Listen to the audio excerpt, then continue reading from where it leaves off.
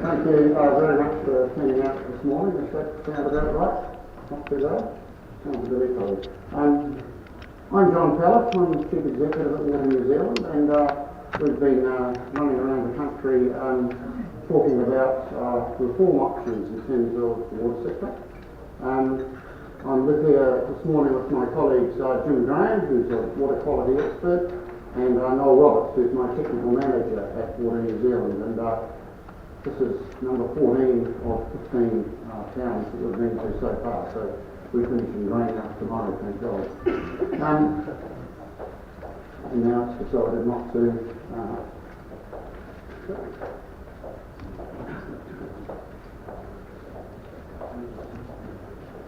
Here we are, going on. So this morning we're going to talk to you about three principal issues. I'm going to talk about how we got to be here and the drivers for change in the sector. And Jim's going to talk to you about options for a water regulator. And Noel's going to talk to you about options around aggregation of water services delivery.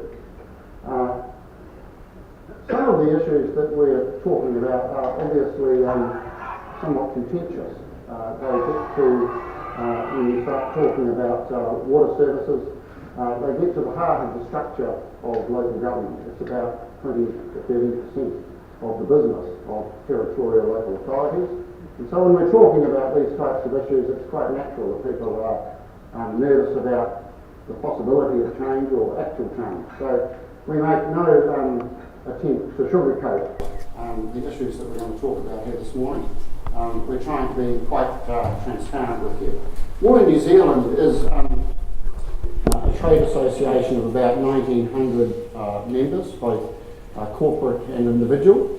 It represents predominantly the water service types from territorial local authorities and suppliers of goods and services. So we have a membership base that represents virtually every district and city council in New Zealand and virtually all of the suppliers of telemetry and pipework and chemical supplies and the like. There has been some criticism out of this particular town, not surprisingly, around the issue of whether we have a conflict of interest. And so I'd like to try and lay that to bed. We are a group that represents the interests of our industry. Our job, as we see it, is to provide a consistency in the way in which local government delivers water services so that we get effective outcomes for the community. Can someone can you go and turn that thing down a bit? It's got a thanks. And so when there's criticisms that we're conflicted in terms of what we're doing, the only role that we see ourselves having is to provide good technical advice to water service managers in New Zealand, and we produce a lot of technical information in that regard. We run conferences, we produce a magazine, and we take a little bit of money out of the pockets of a very wide number of people in New Zealand. We do not accept cash from chemical supply companies just to advocate for the consumption of Tory. We don't take money from Heinz or Hume's pipes so that they can sell more pipes. But we make no secret of the fact that if councils decide to spend more money on water services, then quite clearly our members make more money by selling more products. And that's no different from any other trade association in New Zealand. If the government decides to build more roads, the members of the Civil Contractors Federation make more money by building them. So we've been quite clear and transparent. We're run by an elected board, elected from our membership, 6 of whom are appointed by the members and 2 of whom are appointed by the board to add balance to it. And so we see ourselves and our role as making sure in this process that the government officials have access to good information about the options that they might be considering. We're not here to necessarily promote a particular view, but we have stronger views on some issues than on others, and you'll hear about those this morning. We're also here to solicit your views.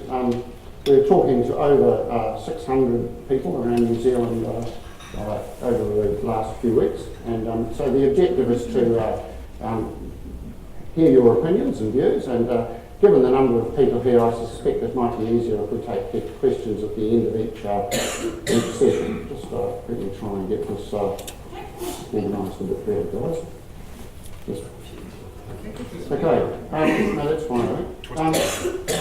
So, the Havelock North inquiry indicated that there were, and the copies of these slides will be made available afterwards, so you don't need to scribble everything down. There are systemic problems with the sector. They conducted their hearings, and I'm assuming that some of you have actually read the inquiry report. It was fairly long-winded, at 190 pages with 52 recommendations. But what it identified was that there were a number of systemic problems with the sector,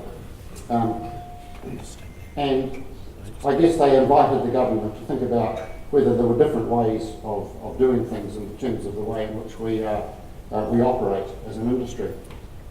Over the past few years, there have been a number of things going on in Wellington where government officials have expressed concern about the way in which the sector operates. So the infrastructure unit of Treasury, for example, is concerned that there's very poor visibility on the information available around Three Waters assets in this country. There's no consistent way of collecting information about water assets or reporting on how it's administered. Or there's no good information, for example, on the value, even the value of Three Waters assets that councils own. That's become a bit more evident recently, and I think that Treasury has been concerned that if a council can't deliver water services, they might be the funder of last resort, and at a government level, that's of concern to the Treasury officials. You'll be familiar with some of the work that local government New Zealand's been doing over the last 4 or 5 years, which has also contributed to the dialogue around what's potentially wrong with the sector, identifying things like many of the small councils in New Zealand unable to afford renewals or building new infrastructure, a static or declining rating base in many communities around New Zealand, and perhaps not necessarily providing a service that meets the requirements of the drinking water standards. And the Auditor General over the last few years has been asking questions of local government about how you operate, how you fund your infrastructure, what forward plans you've got, and has been expressing concern that there is a significant difference between what councils say they're going to spend in their long-term plans and what's actually being spent. And in 2015, that was in the order of $7 billion and getting bigger. And I think at the Auditor General's office, that's of concern to them. In 2017, as a result of some of this stuff, the Minister of Local Government under the previous administration announced a review of Three Waters administration, and they were the interrelated work streams that the officials were directed to work on, and that when they started that work, the officials at Internal Affairs, of course, knew nothing about Three Waters administration. They had a very tangential role in terms of the way in which they were administering what they call non-financial performance measures, which are things that councils have to report against. And so they came to us and they asked us the question, could we identify for them a dozen councils in New Zealand that they could go and talk to about water services delivery. They wanted some large urban ones, some small ones, some rural ones, some what we saw as good performing councils and some more poorly performing councils. So we gave them a list, we pointed them in the right direction, and I can't remember exactly which ones they met and talked to, but what I'm going to talk about following now are some of the findings that they have made by going and talking to local government and by undertaking their own investigations. They found, in general summary, and you can read all the details of some of this stuff on their cabinet papers, which are on the DIA or Ministry of Health website, but they found issues around governance, around funding and affordability, around capacity and capability within the sector, and they found issues related to risks in human health. And on the first of those, governance, the general observation was that given the level of money that's invested in Three Waters infrastructure, something between, say, $50 and $100 billion, that the level of governance which is exhibited by elected officials is not the same as you would get in the administration of assets of a comparable value elsewhere in the sector. For example, such as roading or the transmission power network or the telecommunications network or the gas network, where they are boards of directors appointed by the Crown to run those organisations on behalf of the country. Highly technical organisations and industries, and the people that are appointed to the board have a much different level of capability in terms of their governance background. Now, we've been asked, well, how would you change that? And I'm not sure that there's a simple answer to that. We have a system in New Zealand of local government where we don't require qualifications and experience of a particular sort, and I don't think we should go down that path. I can't imagine the government changing the local government act to say that every council in New Zealand needs to have 2 people with expertise in 3 waters administration and 1 person with expertise in roading and 1 with parks and reserves expertise and all the rest of it. It's simply not going to happen. And so under the current structure, the issues that the Crown has identified around governance can't necessarily be fixed. They've also said that they thought that the administration of water was frequently driven by the views of officials, people who work for council, rather than the councillors themselves.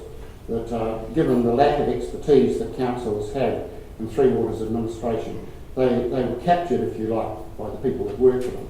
And that's perhaps a not uncommon experience in local government, as it may be in many other sectors.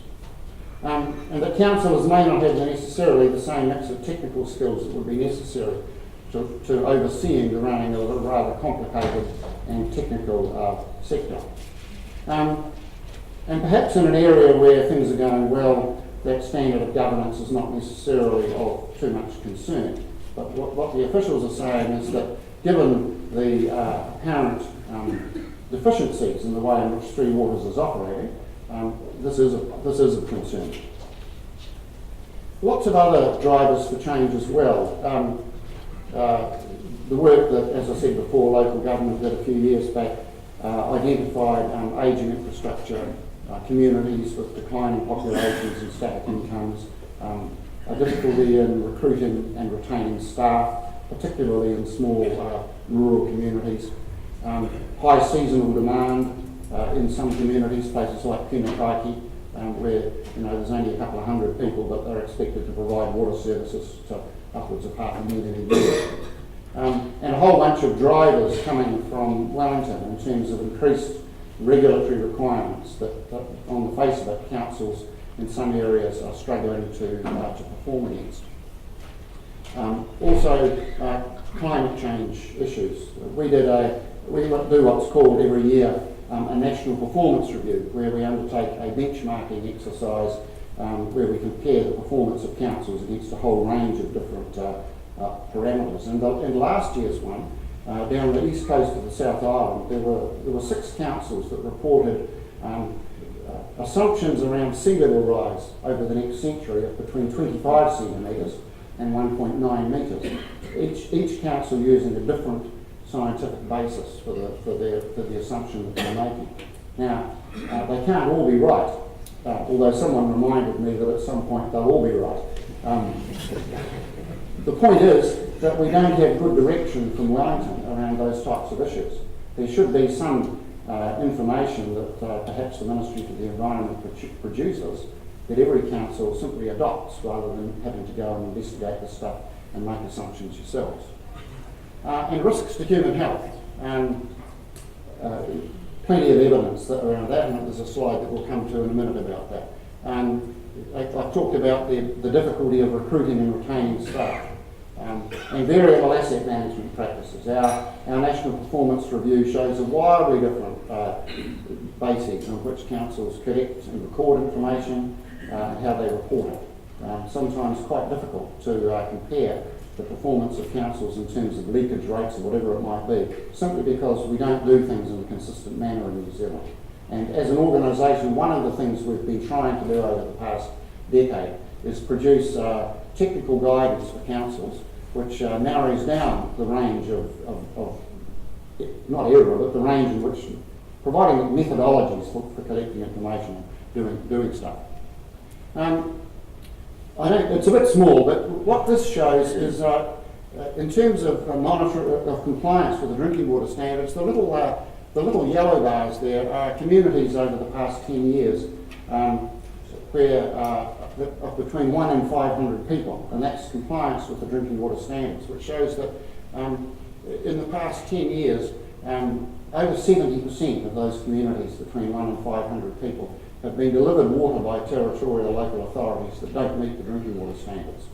And the next bar up, the lime green ones, are the communities between 500 and 5,000 people, where half the communities in New Zealand don't get water that meets the standards. And everywhere we go, people say, oh yes, but there's a very good technical reason why we don't comply.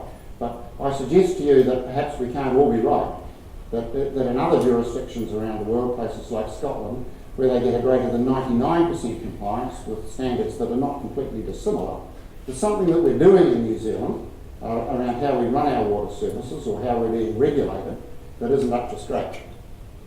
And it's not a particular criticism of individuals. This is a structural problem with the way in which we're actually delivering services in this country. The other issue is that there's very minimal oversight by central government of Three Waters administration. We don't have a responsible minister, or a minister responsible, should I say, for taking charge. Perhaps lots of responsible ministers. But we don't have a minister where the buck stops, where if something goes wrong, they can fall on their sword. There's no one in central government who actually takes accountability for the delivery of water services. And perhaps that's something that we need to have a conversation about as well. And there's a lack of transparency and accountability to consumers. We have wildly different levels of service around the country in terms of what we consider acceptable to deliver to the people who are actually paying for this through their rates. And perhaps there should be a greater degree of consistency and an expectation created in terms of what we're delivering to people, that when they turn the tap on, they know it's going to be safe. Havelock North, of course, is a very significant driver for the conversation around change as well. The inquiry heard from a number of international experts on drinking water quality, and we commissioned ourselves a gentleman called Steve Fruity out of Canada, who is an expert in disease outbreaks, waterborne disease outbreaks in affluent countries. And over the past 30 years, he's produced a number of books which record the characteristics of what leads to failure. And so we asked him to run his ruler over what had happened at Havelock North and produce a report for us. And essentially what he told us was that the failures that you saw at Havelock North were entirely predictable and entirely consistent with what's happened in other parts of the world over the past 30 years. There was nothing about what happened that was a surprise to him. He said what's surprising is that we simply haven't learned from what's gone on elsewhere.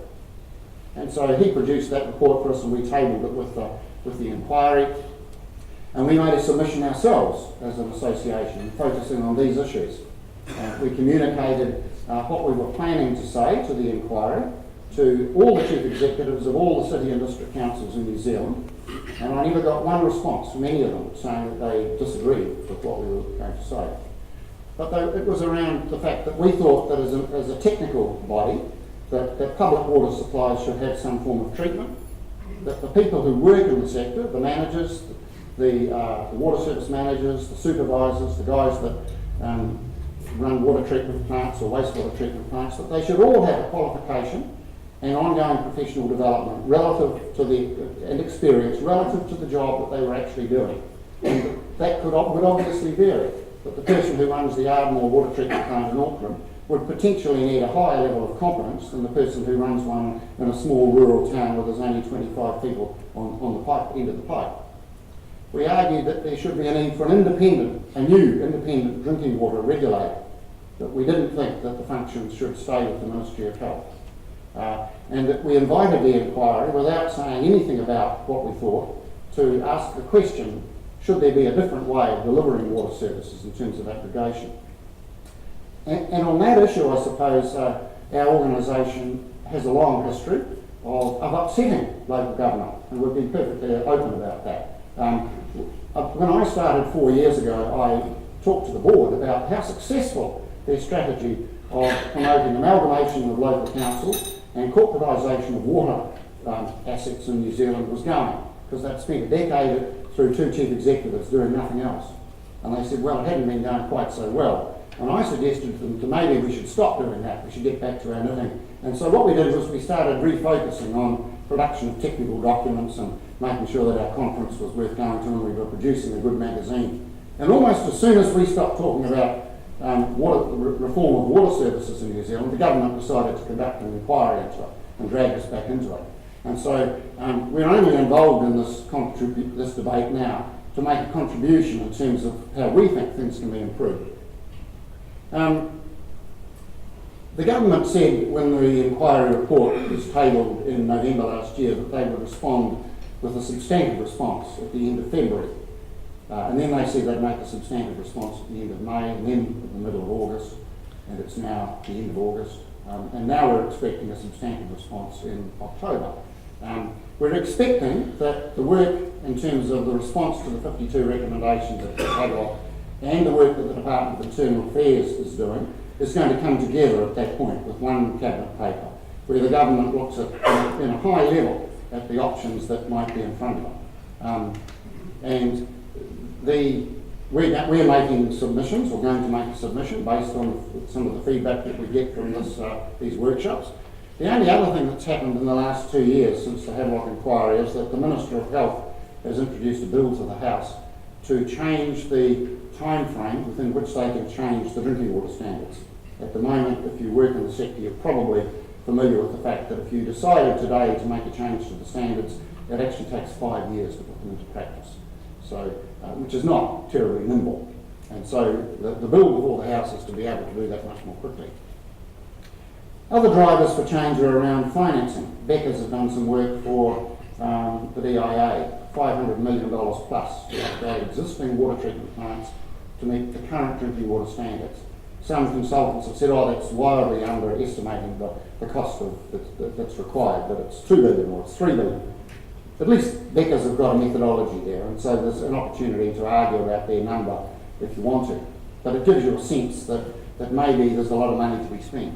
GHD and Bob Miskell have done another piece of work for the DIA on the costs of upgrading wastewater treatment plants to meet the new requirements and bottom lines of the National Policy Statement on Freshwater Management, upwards of $2 billion. And we haven't got any estimates on these sorts of things. What are we going to do? What are the estimates around what it might cost councils in New Zealand to respond to climate change, to a metre of sea level rise, where most of our infrastructure in terms of discharges comes out at and near the coast? Sludge handling, costs of de-sludging water treatment ponds, or upgrading stormwater systems to meet the new requirements of the National Policy Statement on Freshwater Management. So a whole bunch of costs and structural issues to do with the sector that have caused the government to think about, is there something we should be doing, or should we just leave it as it is? And so what they're doing is that the officials at the DIA and Ministry of Business, Innovation and Employment, who are the people who are the regulatory experts, are running their ruler over the sector and asking questions and talking to people, and are going to come to some views in October or maybe November around what direction should we take. Will some simple regulatory changes be sufficient? Do we need to make structural changes to water services delivery? And then there are big picture issues. So, you know, what you're familiar, earthquakes. What happens if there's a force-8 earthquake on the Alpine fault line? What happens to water services then? What sort of planning are councils making in terms of increased resilience? Wellington Water, for example, is spending a huge amount of money on identifying what it would do to stand up water services after a major earthquake in Wellington. But how many other councils are focused on this sort of stuff? And so central government's looking at local government and saying, gee, there's a lot of costs coming at local government over the next few years. I wonder if we're suitably ready for those changes, bearing in mind all the other things that we've been talking about here, about human health and about governance and so on. So in the next couple of months, I think we can expect to see some high-level decisions by government on the issue of a regulator, possibly around the structure of water service delivery, maybe around water treatment, whether it should be mandatory. If I was in government, I wouldn't touch that third one. I'd set up a new drinking water regulator and I'd say, I think that sounds like a job a regulator should make a decision on. Leave it to the regulator to make that decision. And I don't think we should expect to see anything other than some high-level decisions by Cabinet. They're not going to get down into the weeds at this level. They haven't had any advice given to them at all on the details of the work that the officials have done. It hasn't got down to that level. So we're still very much at the early stages. And so part of this conversation is simply to make sure that you're aware of the dialogue that's going on and the interchange of ideas. And it is a competition of ideas, because I don't think there's any particularly right answer for some of the stuff. We currently have a structure of local government around how we deliver water services, and there's all sorts of other ways to do it if we wanted to.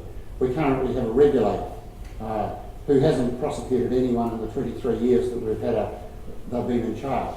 And so the point I make to some audiences around the lack of compliance with the drinking water standards may have something to do with the fact that the regulator has been missing in action. It's like driving a motor car fast, isn't it? You know you're never going to get caught. What's the disincentive? And so the same thing could be one of the drivers there. So I'm happy to try and answer any questions that anyone might have around how we got to where we are, or whether they think we're missing things, or whether we've put the emphasis on the wrong issues. No? Yes? There's a microphone here for you. Thank you. Two things. I'm concerned about your emphasis on mandatory chlorination. I have no problem with the regulatory aspect of it, but mandatory chlorination for a city like this is not what people want. Yeah. The second one is the removal from the publicly elected council all of the functions of water. So for us, that's 34% of our spend. It's going to be world class and will be there very, very soon.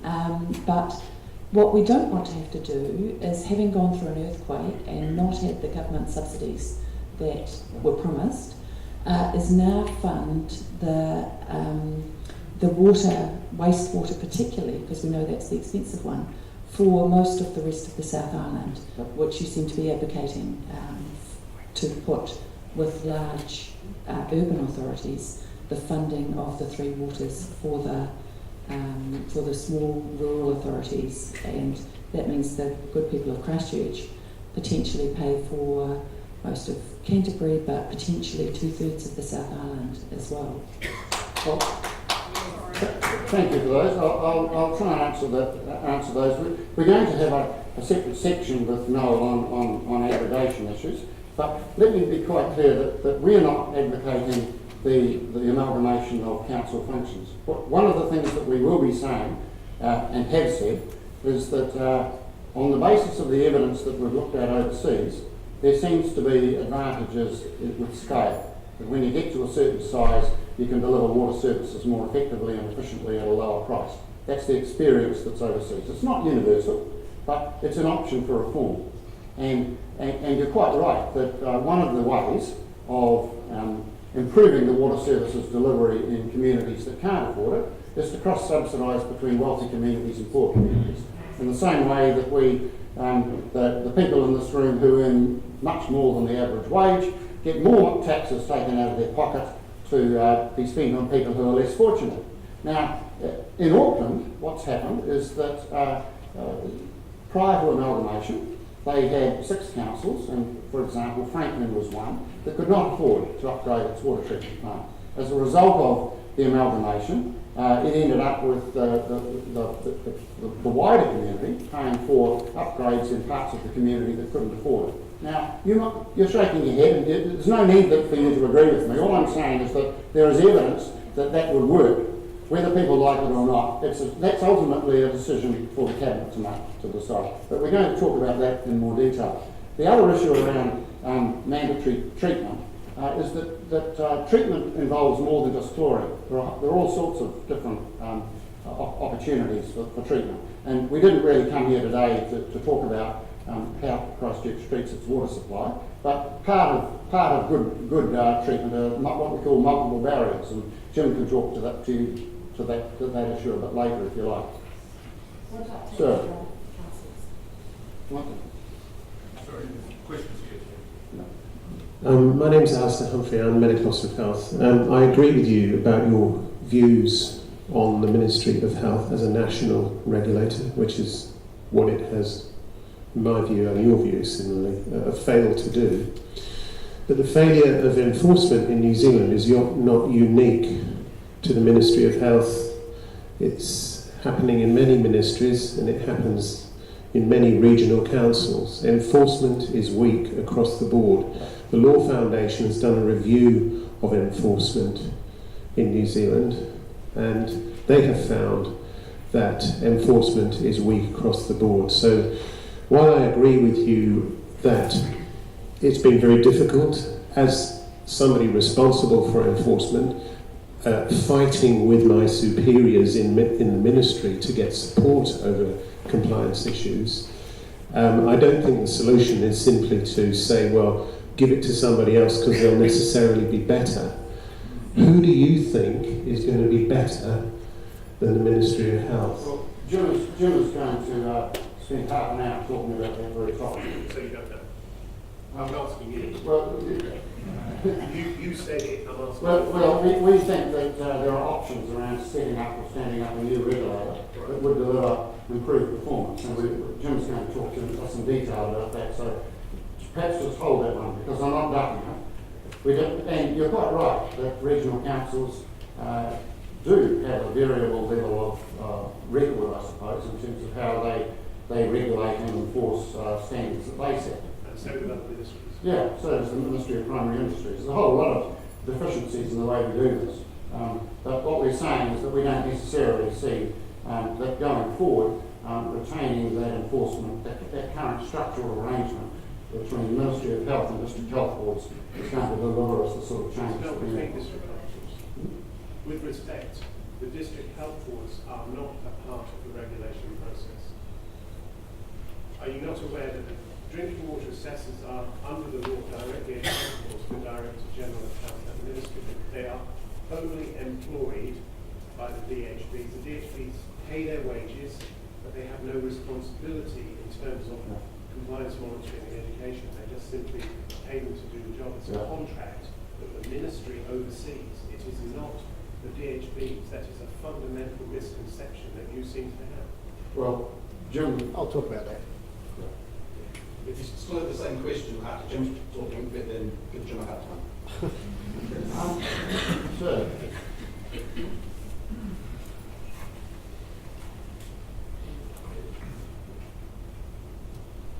Just concerned about the suggestion of not having compulsory treatment of some kind in relation to the question of who bears the risk in the decision that would be taken not to have treatment when that decision is taken. My name's Philip Catton. So civil engineer. My understanding is that public officials, elected officials, really don't bear the risk, even though they might make the decision in a populist fashion not to impose treatment. And it seems to me that one alternative to having compulsory treatment would be to have a clear mechanism by which whoever takes the decision not to have treatment bears the risk. Well, that is the case, for example, with respect to Watercare, where they have a board of directors that are accountable under the Companies Act. So there are different structural arrangements where you can drive accountability, but under the current regime, elected officials under the Local Government Act, you're quite correct, cannot be held individually liable for the decisions that they make with respect to that, nor indeed a great deal of other decisions that they make. And that's just part of the current structural arrangements with the way in which we operate. But I'm not sure at what point the government is going to act on the recommendations of the inquiry around mandatory treatment. I suspect that what we're going to see is quite a lot of dialogue with the people who work in the area of the drinking water standards to decide what sort of changes should be made and whether that recommendation should be implemented. So look, it's 10 o'clock, and what I thought I'd do is I'd hand over to Jim to talk to you about the regulatory environment. Just give us a moment while we change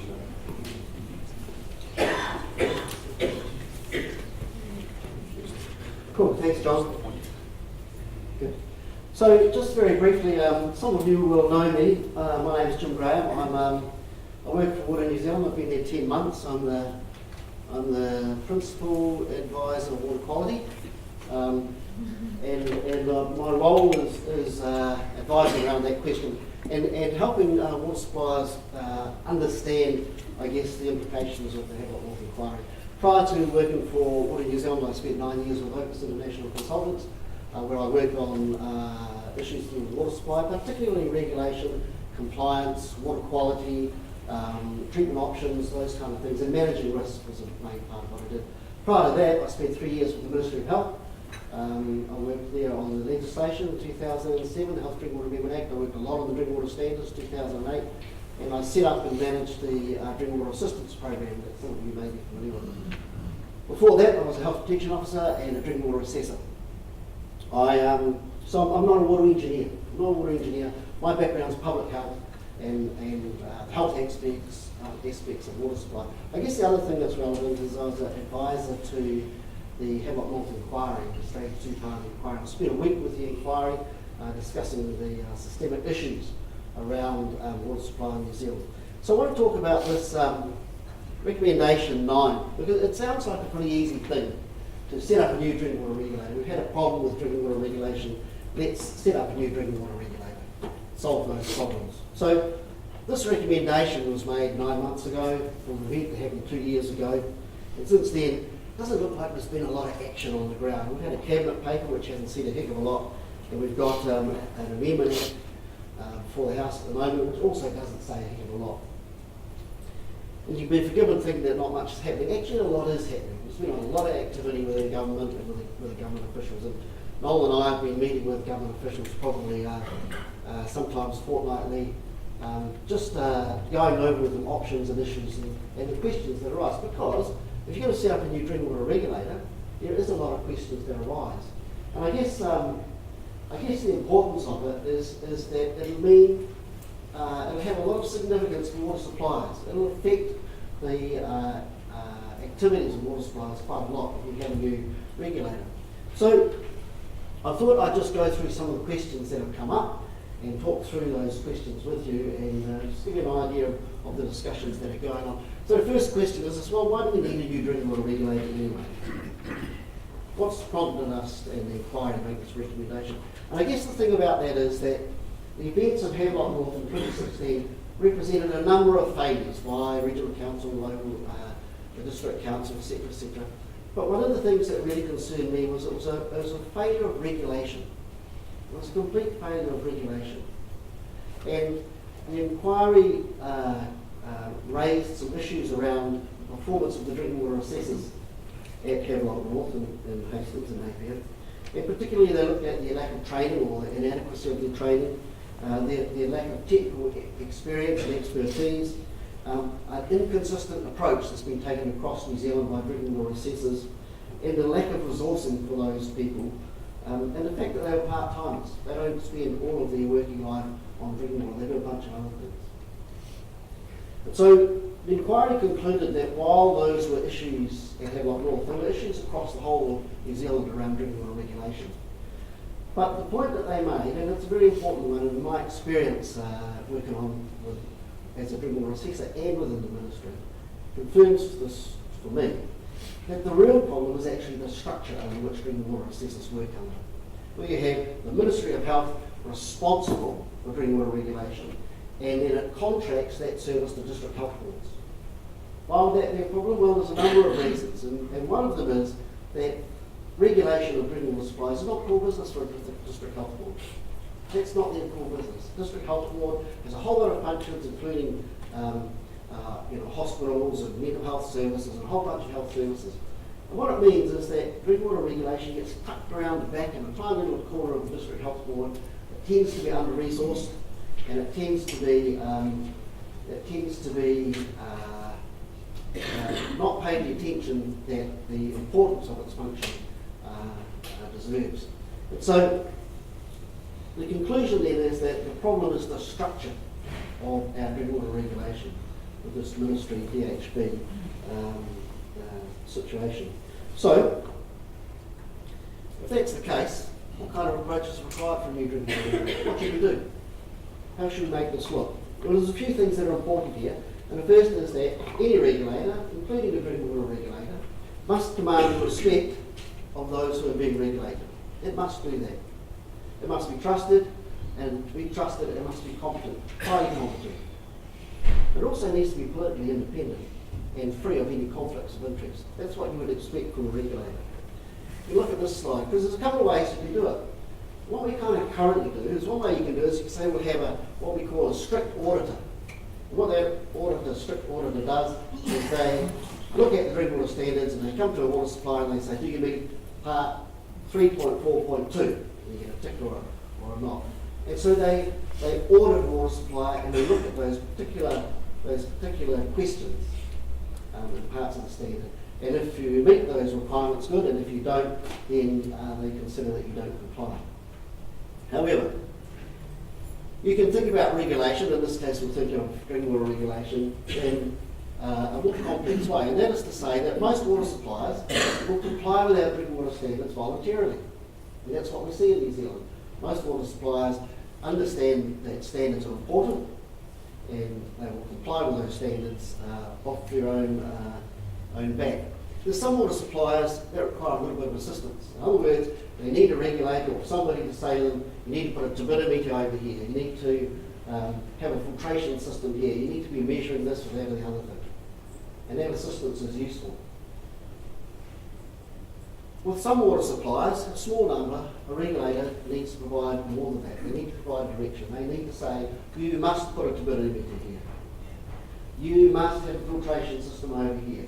You must be measuring pH. And that level of direction is quite important. For a very small number of water suppliers, a regulator has to say, I've tried to assist, I've tried to direct, I've not been successful, I've left with no other choice but to drag your sorry backside into court, and I will prosecute you. And that's what we see overseas. That's what regulators in the drinking water sphere do overseas. And we've seen that that hasn't occurred in New Zealand. So, if this is an approach that we're going to take, then we need to have a different kind of regulator than what we currently have for drinking water. And we need to have one that would be highly competent, one that's capable of providing assistance, one that's capable of providing direction, and one that has the skills and knowledge and ability to take enforcement action. That's quite a different beast from what we currently have. I'm not criticising drinking water assessors here, I'm just saying that the structure we currently have doesn't do those kind of things. So, what might we be talking about? What kind of approach is required? And what might the new drinking water regulator look like, and what might it do? Well, of course it's going to do compliance with drinking water standards. Of course it's going to look at water safety plans. Are they suitably written? Have they been properly implemented? But what else might they do? Well, they might have oversight of laboratories, for example. We know at Hemlock North, after the event, there was a whole lot of samples taken, and 1,340 samples were null and void. It was a laboratory collecting those samples, didn't handle the samples correctly, didn't manage them properly, and those results were wasted. What you see overseas is you see laboratories that have a lot of input from the regulator. So the regulator might, for example, assess the competence of people collecting those water samples. A new regulator might also be involved in a certification scheme. This has been talked about a lot, it was talked about at the inquiry. And that would mean that those working in the industry, maybe managers, supervisors, operators, would need to demonstrate that they have a suitable qualification to be doing that job, and they have suitable continuing professional development. And the regulator looks at that and says, well, you've got these qualifications, you're on database, we consider you competent, and you've been having suitable upgrading, you can work in the industry. You're allowed to work, we'll accept you working in the industry. So that's another thing that a water regulator might do. And they might extend that. Some people will say, well, perhaps that should extend to contractors or even consultants. What you do see overseas is you do see comprehensive certification schemes. Education and training is another one. So maybe a regulator would have some oversight into regulation and training. And I'm not talking about delivering that training, but some oversight. And the situation we've got currently is that at the moment for drinking water and wastewater services, we have a new apprenticeship available. The old diploma is no longer available. If you want to train and operating with a new diploma, there's no course available, there's no plan for a new course, and there's no funding to put together a new course. And the same with drinking water assessors. If you want to train some new drinking water assessors, there is no course available. So that's an alarming situation given what's happened. And I wonder if a regulator having some oversight of that might change those things. So we're talking about a regulator with exceptional expertise. Water microbiology, water chemistry, water treatment. So we're thinking that the regulator would have someone who has serious experience in water treatment and undertaking water treatment, hydrogeology, and very importantly, I think a drinking water regulator needs to have a clear understanding of the issues and problems that a water supplier faces in complying with the standards. And I just wonder that around the country that hasn't always been the case over the last few years. But it's very, very important that a water supply regulator understands what it's like for the water supplier to try and comply with those standards. Another thing that I'd expect to see in a very competent organisation would be a high level of IT capability. Because IT capability allows regulation to be way more transparent and way more functional. We've got a current system now, Water Online, and we've had WINS in the past, and WINS was very successful in what it tried to do. But I'm thinking of a whole step change further up for those kind of things, which you do see overseas. The next question then is this one. Should a water regulator be a standalone organisation, or should it be folded into an existing organisation? So if you're going to set up a new regulator, where are you going to put it? But it's not going to be the Ministry of Health. We're not making these decisions. This is just a discussion we're having. If you decide it's going to be standalone, you've got to set up its own HR system, its own admin team, its own IT team, and it's going to need some legal as well, if it's going to be doing that top part of the training. The alternative, which is much quicker and much easier, is to slot it into an existing organisation. The problem with that is that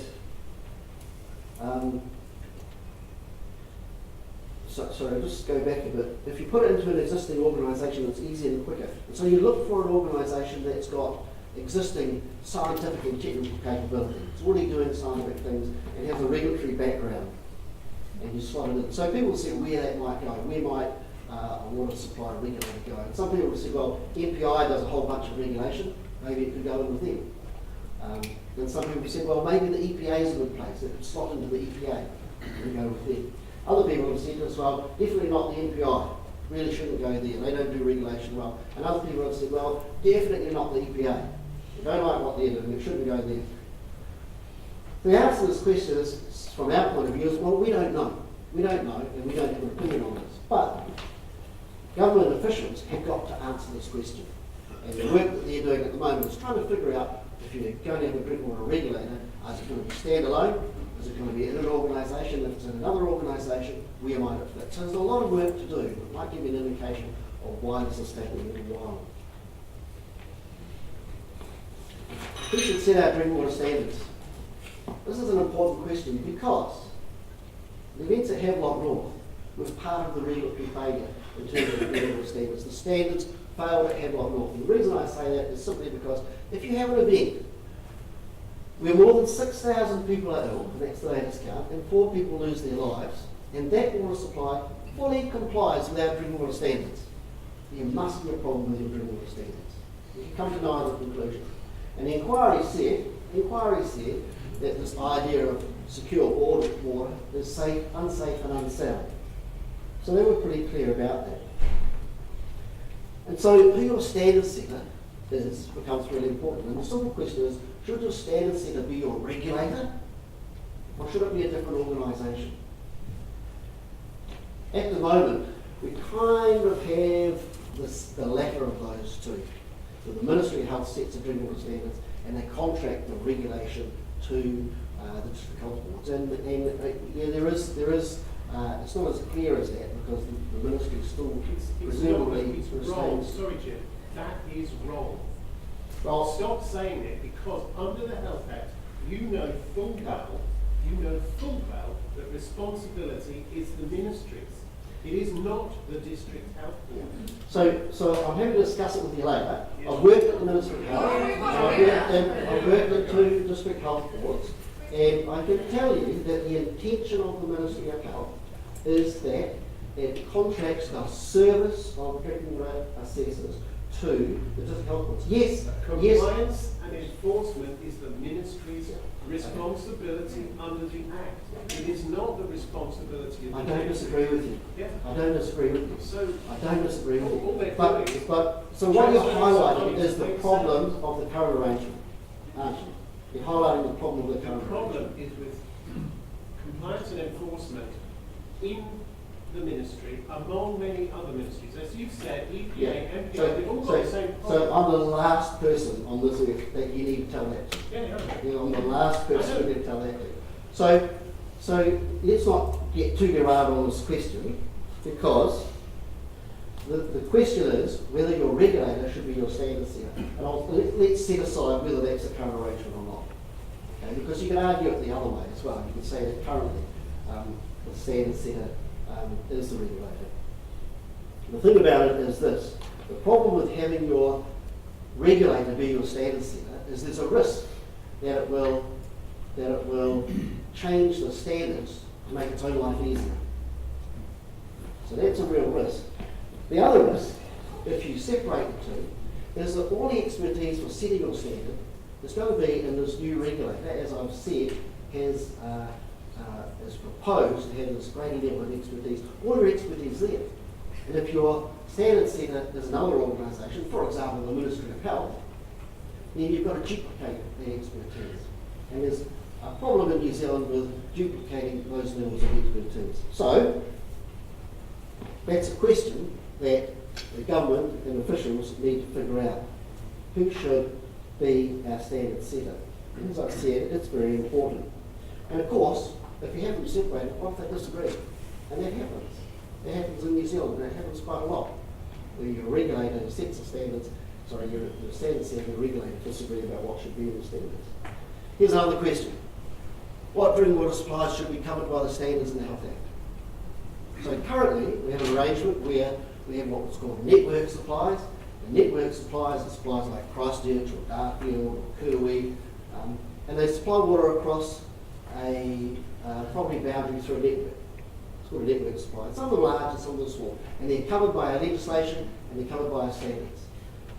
We have other water supplies that are called self-supplied buildings, self-suppliers. And that's where your water supply is on one site to buildings or buildings on one site.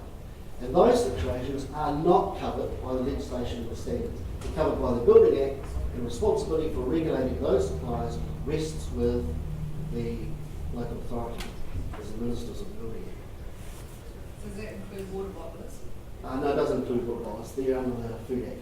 We might just save questions for the end if we can. I'll give you a chance to ask those questions. Water bottlers are a separate situation. So the difficulty with that is that some of our self-supplies are quite large. For example, Massey University in Palmerston North has its own supply. I understand that Lincoln University here as well has its own supply. It's a self-supply, not covered by the legislation or the drinking water standards. As well as that, our ski fields. Thousands of people up there in a day. Big outbreak in Cardrona in 2006. 2 outbreaks in Mount Hutt. Wilderness outbreaks over the years. So there's this question of what would the coverage of our standards be, and it has implications for water supplies all over the country. Our view is that all water supplies all water supplies should be covered by the standards in the legislation. There shouldn't be this demarcation based on geography or ownership. All water supplies should come under legislation and the standards. Whether it's categories of population size, etc. No difficulty in doing that. The problem though is that there's 2,600 water supplies in New Zealand. And if they're all covered, then suddenly your regulator gets quite large. It becomes a much bigger organisation if it's regulating the sports club, etc., etc. So how would you deal with that? I'm not sure, but it's a question that officials need to figure out. One idea that's been put forward is that we set a population cutoff point, and for argument's sake, let's say it's 100 people, and every water supply serving more than 100 people is regulated by the new regulator, and covered by the drinking water standards and the legislation. And then below 100 is a different organisation undertakes that regulation, and those water supplies are still covered by the Act and the standards. And who might do that? Well, there's been a suggestion it could be local authorities. Some people agree with that, some people disagree. Bearing in mind that currently local authorities are responsible for regulation of the sub-suppliers at the moment. That doesn't happen to a particularly large degree. So this is important. Another question that's come up, well, if you're going to set up a new drinking water regulator, why don't we have a wastewater regulator as well? A new wastewater regulator. Well, why would you do that? One of the problems is that we have inconsistency in the way that consent conditions are set for wastewater discharges and regulated. So, for example, you can have a situation where there's a wastewater treatment plant here, and regional council has set consent for that, and have set quite stringent consent conditions, and the water discharges from that treatment plant into a river, and it's very good quality effluent. And the river flows down along here, and it passes through another regional council boundary, and there's another wastewater treatment system. It might be municipal, it might be industrial, and it also discharges into that same stream. And the regional council has set different conditions, much less stringent conditions, and the water quality being discharged is of much lesser quality. So you get that inconsistency all over New Zealand, and it's kind of problematic. As well as that, there's a lack of enforcement around wastewater discharges, distinct lack of enforcement. So we know that there's many wastewater discharge consents that don't meet their consent conditions, haven't for a long time, and no action is taken.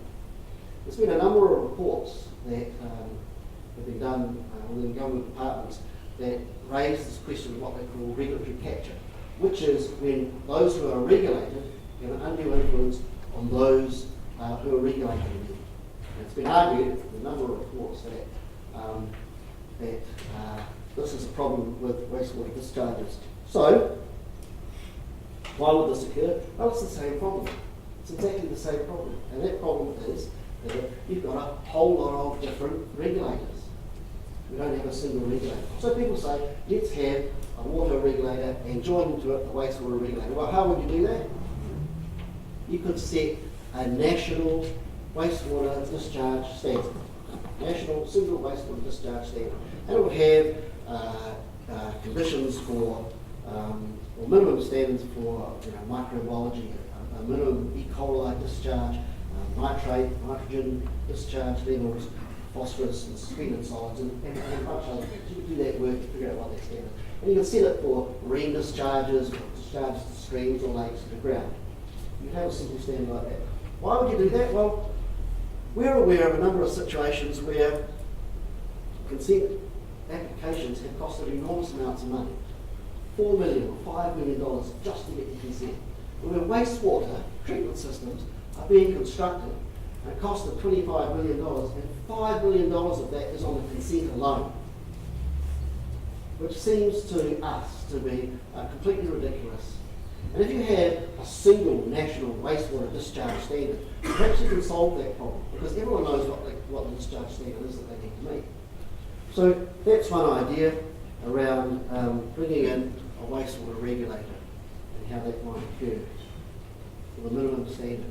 You could also look at a risk management approach, which we use in drinking water, or you could look overseas where in Melbourne they have standards around overflows and the frequency of overflows.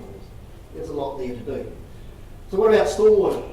should we throw stormwater in the mix as well and have a regulator for stormwater? Our view is that actually, at the moment, we've probably got enough on our plate. Stormwater is kind of different, and the quality is different. It would be hard to have a single standard for that.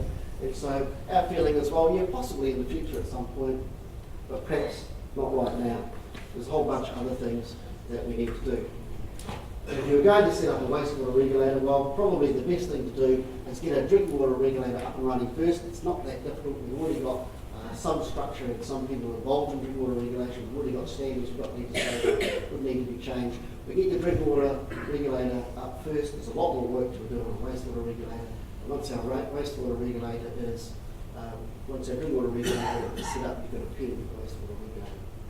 So, final question that I want to look at is this question of economic financial regulation, because this is common overseas.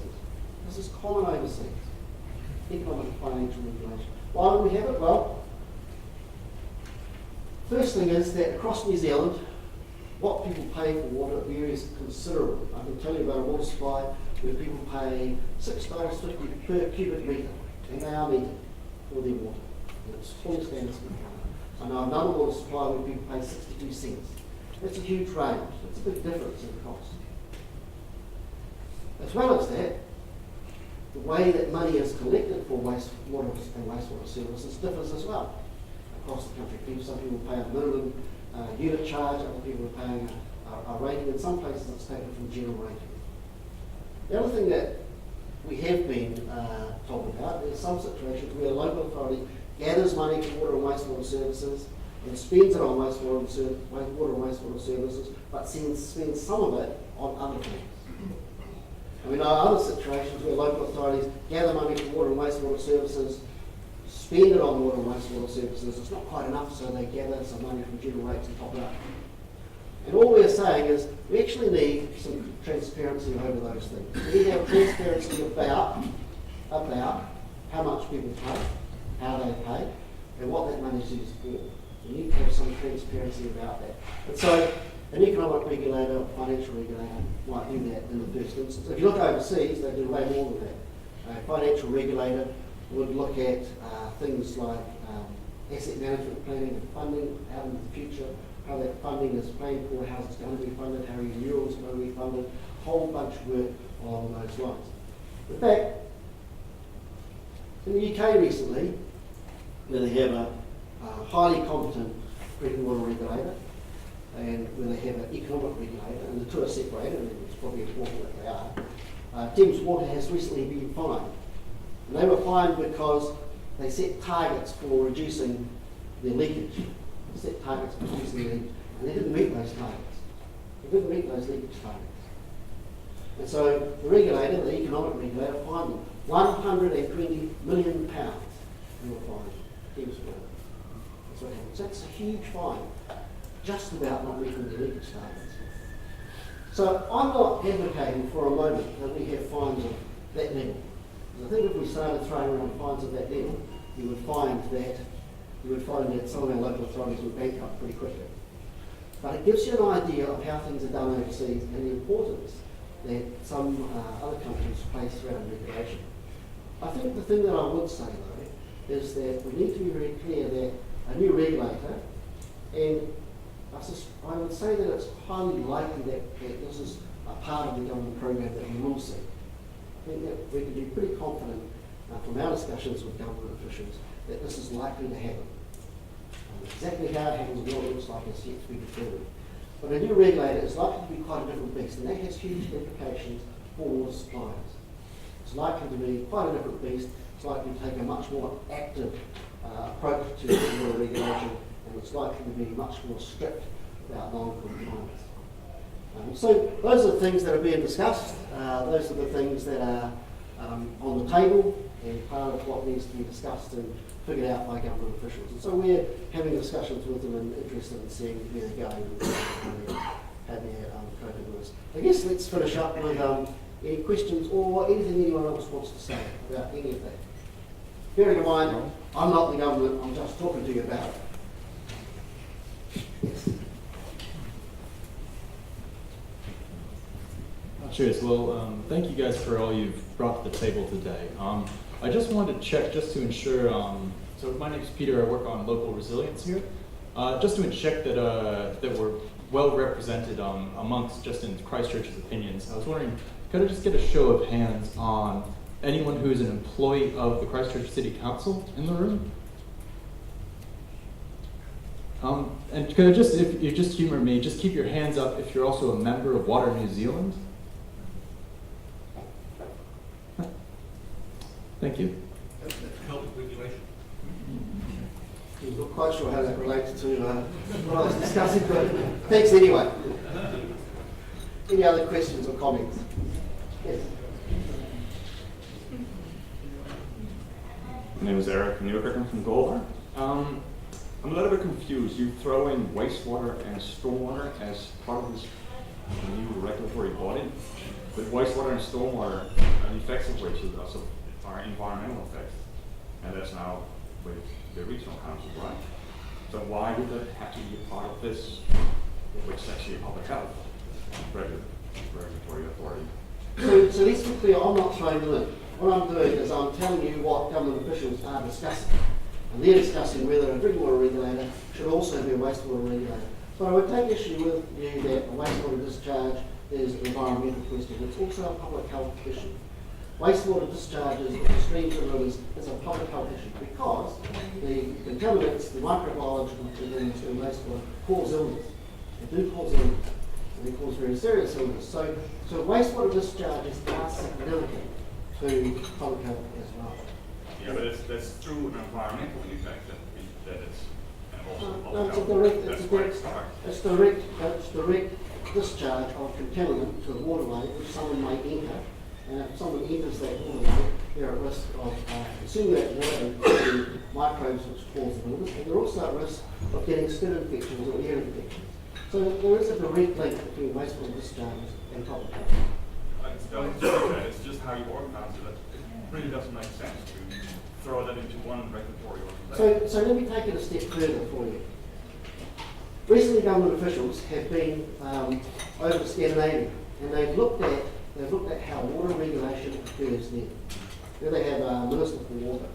And what they found there was the regulator for drinking water regulation also regulates wastewater, also regulates stormwater, also regulates freshwater quality, also regulates water takes and extraction of water from the environment. In other words, it's an environmental regulator. And drinking water regulation is folded into a wider gambit of environmental regulation. So that's another way of doing it. And they do that across Scandinavia. That's the approach they take.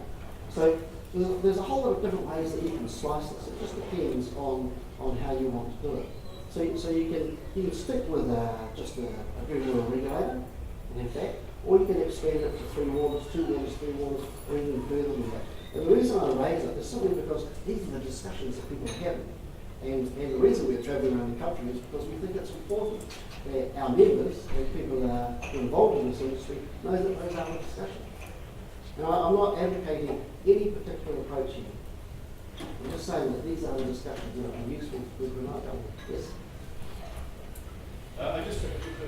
One thing that does concern me is that some of the conversation, not just from Water NZ, around stormwater, but there's a bit of food for thought here. One is obviously the infiltration of stormwater into wastewater treatment facilities is a major issue across all of New Zealand. The second one is relating to this, and that is if aggregation is considered and those technical skills are stripped out of small councils, how are we going to deal with stormwater if it's left behind? So that's a very good question, and Noel's going to talk about that when he talks about aggregation. I'm just talking about the regulatory question. So, yes.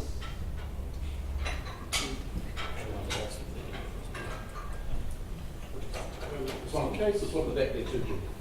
Sorry? Question. Be absolutely clear here, because it seems as if there's some confusion, and Jim, you should know better because you helped write these regulations. Well, the law, actually, let's quote the number on regulation, 69ZN, right? This is in the Health Act. Drinking water assessors accountable to Director General for performance of functions. It's clear.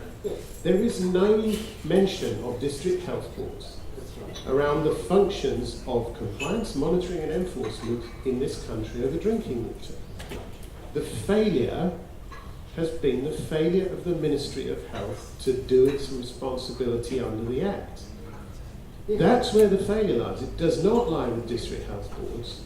And if you shift it around, all the evidence suggests it's not going to make any difference. You can move it to another ministry, you can set it up on its own with enormous transition costs, and you still have the problem of, okay, you've got to enforce and fund enforcement. And that's not happened. Now, you've talked about a load of things, many of which we agree on from a health perspective, but you are sometimes pulling together things which you say you don't have any particular agenda, but you keep talking about the new regulator as if it's already there. There are issues around regulations which I agree with, particularly those supplies that don't come under the drinking water standards at the moment. So that's regulations. It's not the regulator, it's changing the regulations. There will be huge financial implications for this, and there will be issues around performance if you are pulling people out of councils or pulling them out of health to put them somewhere else. At the moment, you did mention laboratories, for example. Of course, health has a very, very close relationship with laboratories. We can ensure that our laboratories perform appropriately, certainly here in Canterbury we can. Where there are smaller organisations, smaller district health boards, they require assistance from the centre. They require assistance, have required assistance from the ministry, and the ministry has failed them. And whether they're part-timers or not, as was mentioned earlier, I'm a part-timer in drinking water. I've got a whole load of other things I have to do as a medical officer of health. But that doesn't mean I shouldn't get support for issues on enforcement from the ministry. The same would still apply even if you pulled it out and put it somewhere else. And it's a systemic problem across all ministries and across regional, sometimes local, but certainly regional councils as well. So, I don't for a minute disagree, and I fully understand that drinking water assessors are designated by the Ministry of Health. And drinking water regulation is the responsibility of the Ministry of Health. All I'm saying is they contract the delivery of that service to district health boards. They pay money to district health boards to employ drinking water assessors to perform their function. I guess I've got a question for you, and that is, as medical officer health, what do you think the solution to the problem of regulation is? How would you go about it? I think it needs to be better. Compliance monitoring and enforcement needs to be resourced wherever you put it. Yep. Right? And it hasn't been resourced. At the moment, there is a national system, and make no mistake, it is a national system of compliance, monitoring and enforcement under the law. It is not devolved to DHBs. And it needs to be resourced properly. You've mentioned all sorts of possibilities about raising funds from different ways of charging for water, perhaps, which could then fund compliance, monitoring, enforcement in wherever you cite your regulator. But make no mistake, it is a national regulator at the moment.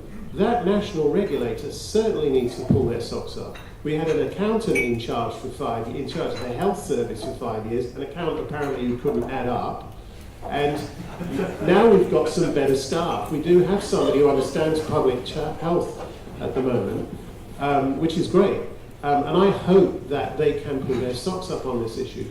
But whenever you have these functions that are described under the Act, they are not the responsibility of the DHBs, and the DHBs will not fund those. So when you get to a point where compliance orders need to be issued and there is a possibility of prosecutions coming up, the DHBs do not have a budget for that and should not. That should be the responsibility of health legal in the ministry, who should be supporting those compliance officers to do their job. And that's where the failure has happened, and that needs to be resourced properly.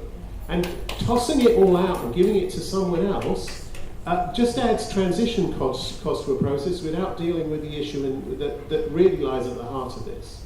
So I don't disagree with anything that you've said here and the problem of the Ministry of Health. But I take from what you're saying that what you would prefer is to see the status quo retained but properly resourced. Yes. Okay, fine. So that's an option. That's an option, and I can tell you that government officials are looking at that option.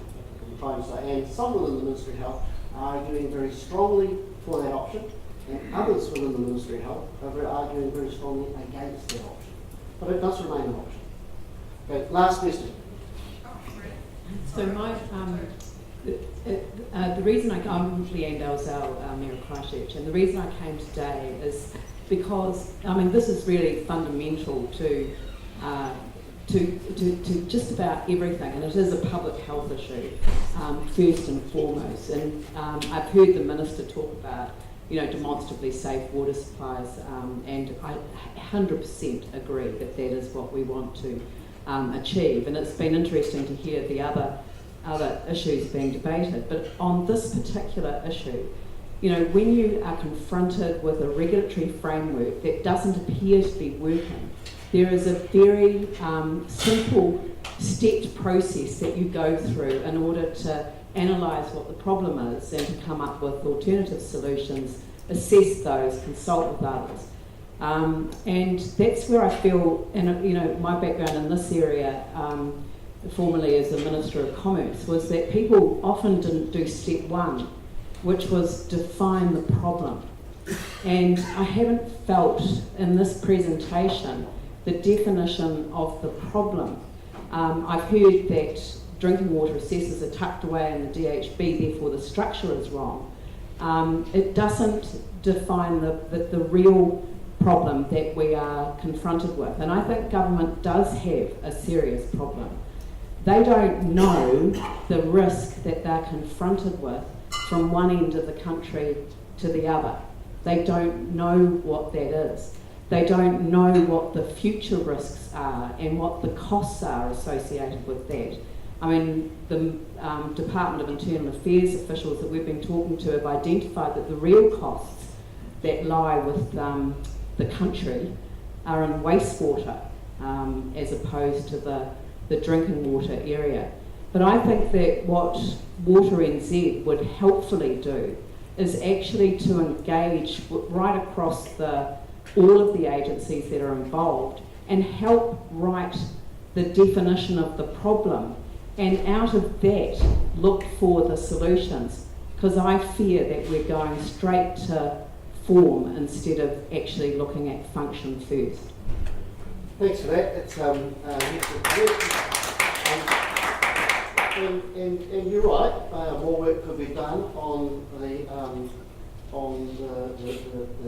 definition of the problem. Though, to be fair, the Stage 2 report of the Havoc North Inquiry did spend quite a lot of pages on talking about what the issues with regulation of drinking water in New Zealand currently are. So there's been quite a lot of work done by the inquiry already on that. But that doesn't mean more work shouldn't be done. Let's have a break for morning tea, and if anyone wants to discuss anything else to do with what I've said over morning tea, I'm happy to do so. Thank you.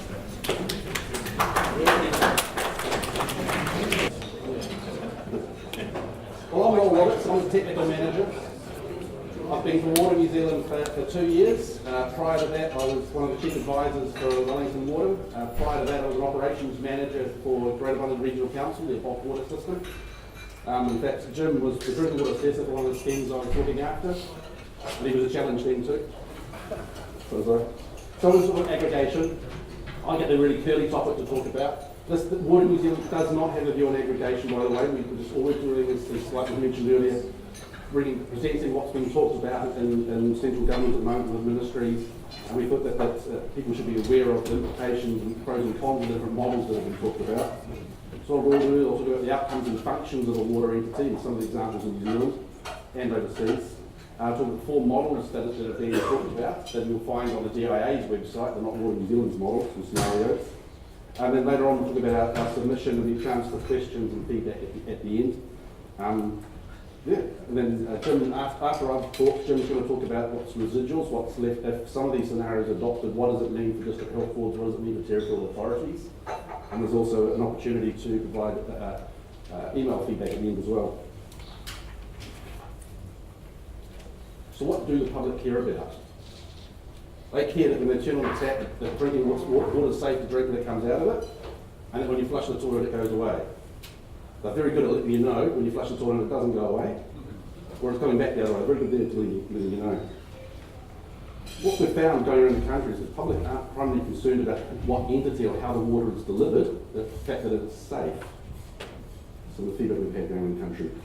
And then when you have a contamination event, there is a perception, there's a public involvement going, okay, is the water actually being efficiently managed? And that's where these questions start to evolve and how reforms are talked about and inquiries are become. So what do we expect from an efficient water entity?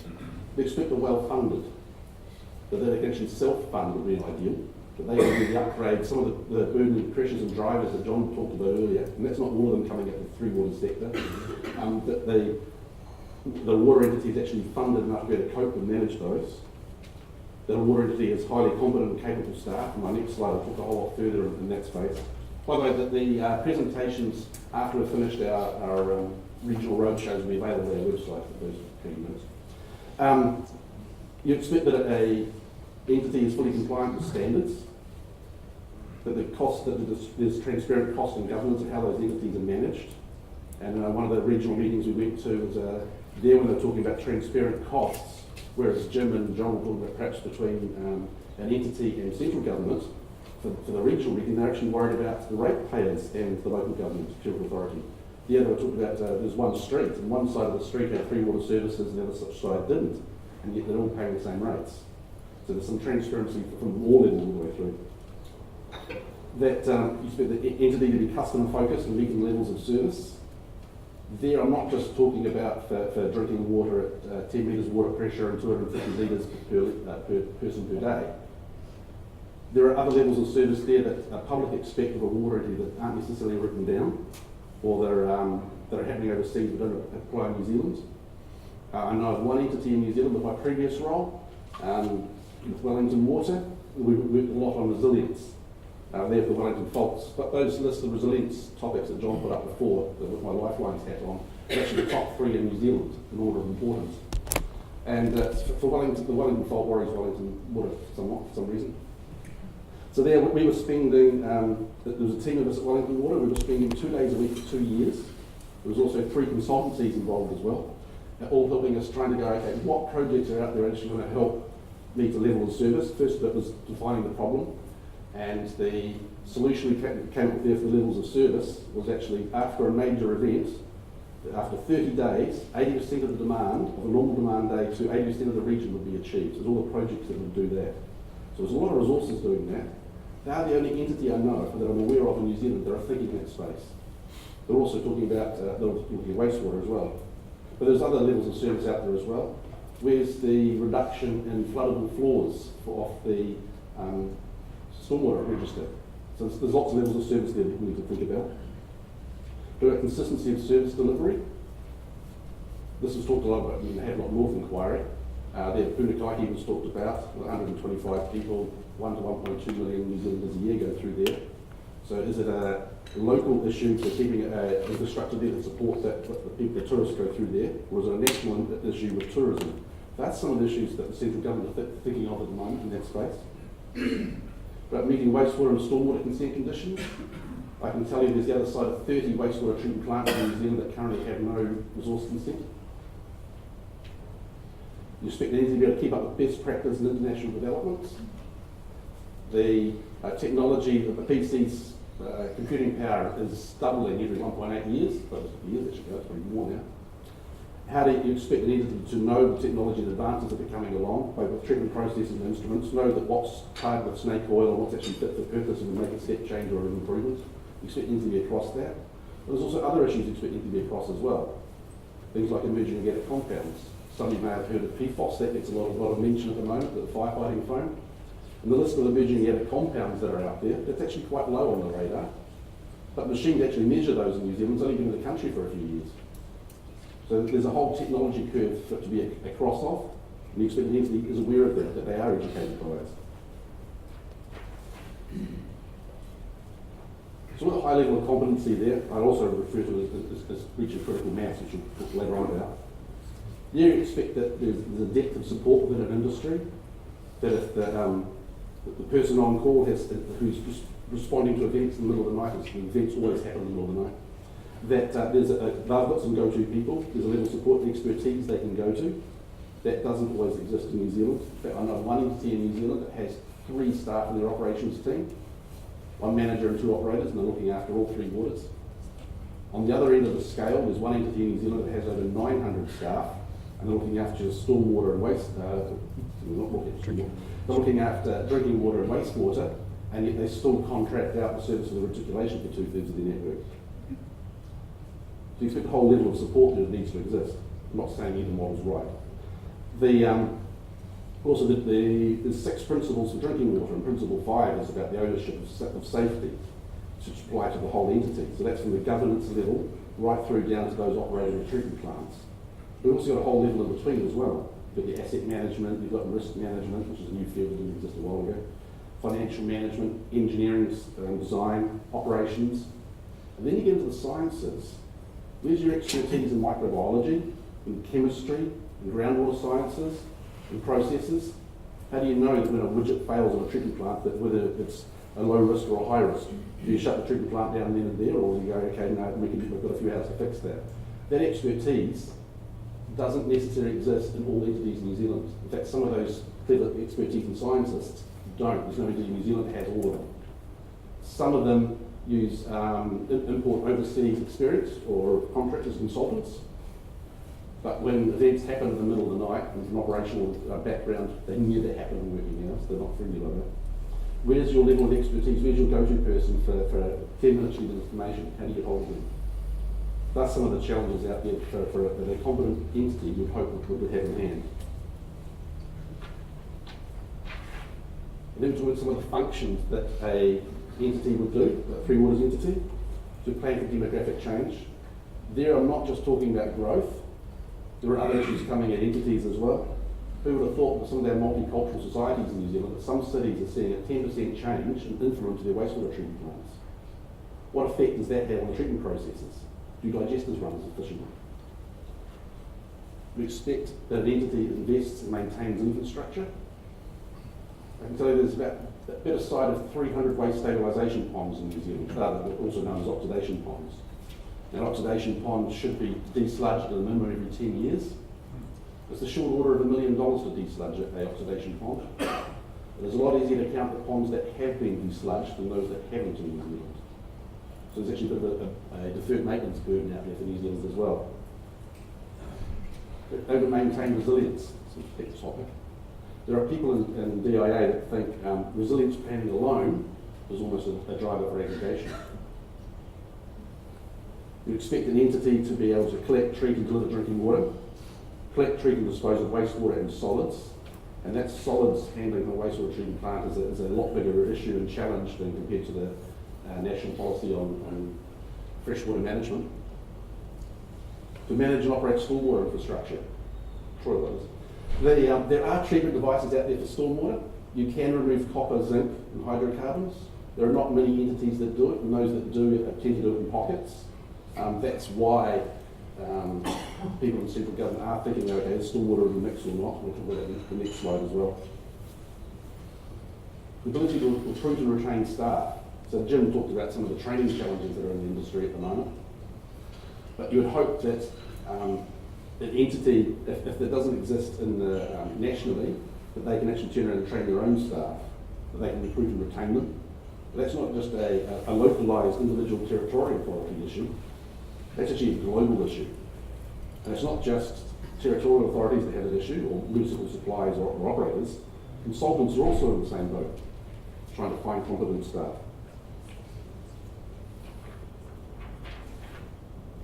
So what services might be aggregated? They have a lot more drinking inquiry. They talked about just drinking water services. Overseas practices and models, they get into, they're typically drinking water and wastewater. But where the stormwater mix starts to come into it, the public health part of wastewater, is actually, from a public health perspective, it's a lot better to keep the human waste away from humans. And in some cases, there are combined sewer stormwater networks, like Auckland at the moment. In other cases, actually, there's an engineered solution that the wastewater system overflows to a stormwater and goes out to the environment rather than running down the streets in contact with people. So there are some challenges in there. On the other side, there are people saying that actually stormwater should be part of roading. In Australia, that's typically where it sort of happens over there. Then you get into different type of management models that are out there that could be aggregated. We've got two examples of that in New Zealand at the moment. We have a management advisory type model, which is the Wellington Water background. And then you get into the asset owning model as well for other entities, which is your typical territorial authority. But you've also got water care in the mix as well. There are pros and cons for each. I know for the management model, Wellington Water manages the assets for 5 separate councils, but those funds and the way they're managed are all ring-fenced. So if one territorial authority is actually in a higher need for investment or resources and help, that cannot be funded from other councils to make that happen. So there are some challenges in different models that are out there. So now we start getting into different models. These are not Water New Zealand models, and whatever's being solution of using the better business case that the Treasury would produce, status quo has got to be seen as an option. There's a lot of talk about this in some of our regional meetings at the question time. So currently there are 67 different unitary, 67 territorial authority municipal supplies in New Zealand. Although I don't think Chatham's is in the right place. I think the seduction zone sort of So there are two things that have been said in this place by Minister Mahuta. She said the status quo is not an option. She's also said the provision of water and wastewater utilities must remain in public ownership. So that's what she's seeing as the bottom line. So, some of the meetings have been a lot of discussion in this place, and there are various options in here. So shared service is certainly one that's happened in New Zealand. Another one that's been talked about a lot is the NZTA model. So that's where your petrol tax goes into a fund and it helps nationally, it's distributed nationally where the needs are. But if that was to apply if that was to apply for the free waters, where's the lever for getting the funds from? That's a challenge the central government has to think about. Does that then lead to universal metering or universal tariffs and charging? Does it mean that there's an option there to the GST that was turned into territorial authorities to invest in water? So there's some options that need to be explored if you go down the NZTA type model for water. Then you can get the shared services type models. There's some options there as well. And there's some voluntary ones in New Zealand that's been going for a while. Manawatu, Ranatiki, they've been going for a part of 10 years as a shared service there. Waikato's had some fun lately trying to get that across the line. I can tell you for the Wellington Water model, that took over 10 years and 3 attempts before that was formed. So that's part of the voluntary shared services that have happened out there. You get some overseas examples as well. Incentives by central government. That's occurred in Hungary and to a lesser extent Brazil. And then you get to the really curly one, mandated in spite of local resistance. That's happened in Italy, Netherlands, and England and Wales. There's quite a few different drivers for the different ones. Netherlands, they had a clause in there that the owner of a water supply coming to be taken over had to be compensated for the future loss of profits. That process took 10 years.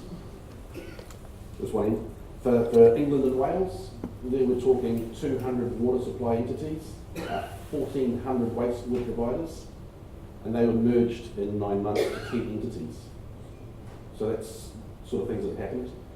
The ministry advisors and the Minister of Local Government herself have recently been to some of these overseas countries. They've been to Ireland, Scotland, England, the Netherlands. So they're aware of some of the situations out there and how they're involved and the challenges they had.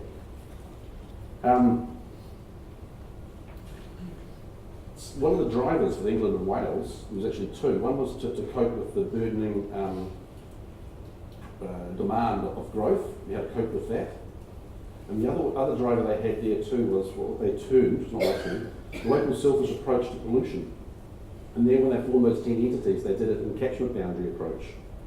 And so there we've got like a wastewater discharging upstream and a drinking water plant downstream, was managing that whole water cycle. You could say that if that approach was adopted in New Zealand, what would that do in getting about the models here, mind you?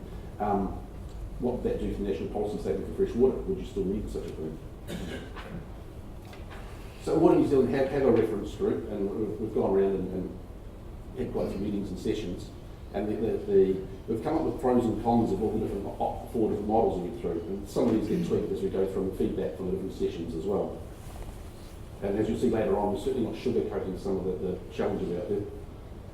So what was seen as the advantage of the status quo is it certainly minimises disruption, both for the entity managing the 3 waters and for the end user and customers that know who to talk to. It retains local government in control. It's politically easy for central government to get across the line because it's still the status quo. But on the flip side, you're still going to have the ongoing recruitment and retention issues. You still have that competence capability challenges, and there's a limited number of experts out there in New Zealand. Issues with governance remain. Earlier we talked about the challenges for local government act decisions made there. That was talked about in the Havelock North inquiry. So in the status quo, that still remains. 3 waters need to compete with other councils, and there's very different approaches. In some councils we've heard that it is ring-fenced, and others were saying that it's not, that it's cross-subsidised. Then you've got uneven compliance with standards at the moment, substantial regulation. The drinking water assessors, they have an annual workshop where they share knowledge and learnings and upskill themselves there. And I was invited to one of those meetings prior to Havelock North. And there the drinking water assessors mentioned that there are 6 entities in New Zealand who are carrying too much risk from their concern of expecting an outbreak. Hastings District Council was not one of those entities. So some of those councils out there are still carrying too much risk. So you're going to say that some of the risks under the status quo is there's a definite chance that another water contamination event could occur. Another one that's not on the list but brought up in other sessions is actually there's a lot of duplication that goes on between those 67 entities.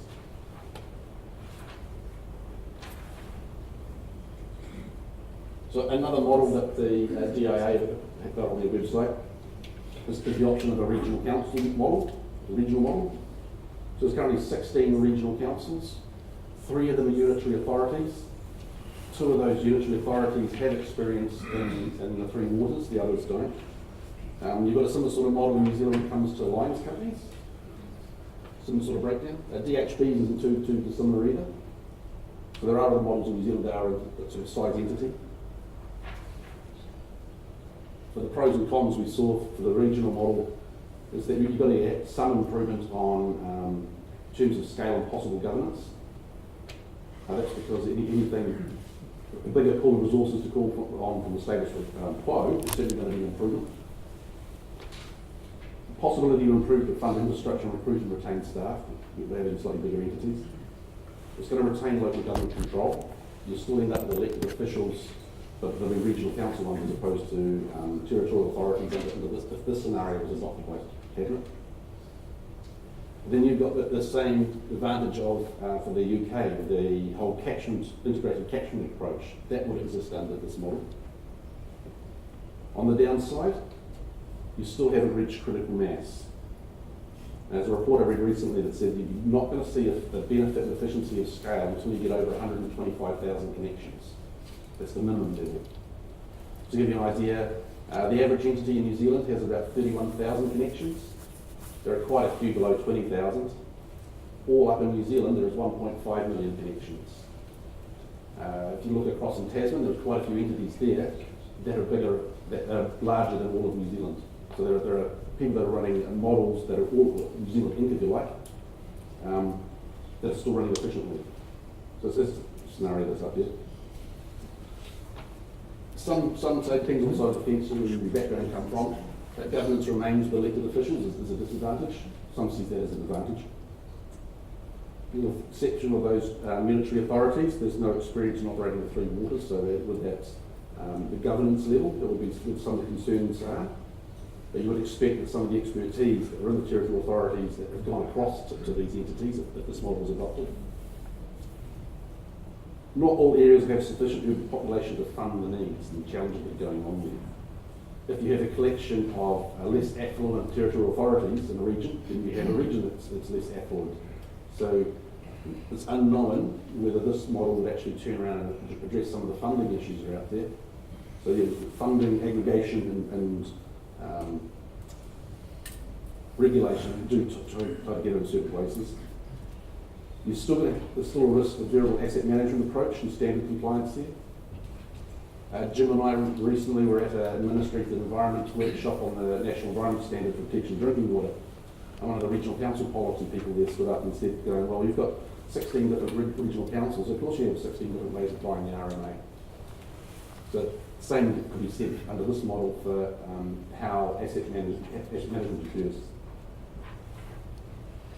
Could you finish out what you mean by government remains with elected officials and why that's a disadvantage? It was the Havelock North inquiry, the same comments the person over here mentioned, local government concerns there, was one case toward Havelock North. But Marcus Rink, the chief inspector from the UK Water Directive, sent us over in New Zealand recently with the combined LGNZ summit. And I was lucky enough later on to go with Marcus to a meeting with quite a few ministries. And there, Marcus said that he sees the different entities in the UK. And you've got one public entity and about 9 or 10 private ones. And there he said that nothing focuses the mind on getting their attention to be public health focused than prosecuting a board member. And then he said that what he said there was that he actually prefers to do jail time rather than fines, something mentioned there. I'm not saying that's a New Zealand scenario, or that should be adopted here. It's just an interesting case of how that governance level can affect decisions that are being made. That doesn't answer the point. The government remains. That can be seen on both sides, that government remains elected officials. It's that whole local government in New Zealand and act with the for a poor decision is made, you can't, the council's not held responsible. Well, won't you really? Yeah. It's a bit late, yeah. I mean, the Stage 2 report was very adamant about making people liable, and that, like I say, that focuses on time and probably has Hastings wasn't having. So, also, the next model on is what the GA refers to as you're correct, is that those 3 to 6 entities. Some of them also said the super rugby model. There's other boundaries. Those boundaries are certainly not cut and dry. If you were to do the boundaries on where the water expertise in New Zealand is, that would be a very different picture. If you do it on where wastewater expertise, that would be a different picture again. If you were to do it where the average income is in New Zealand, that would also be a very different boundaries where they might be lines. So these are some of the things, challenges the central government are thinking about at the moment. In fact, in one regional session, it came up that the 7 Maori electorate boundaries could be a good model to choose.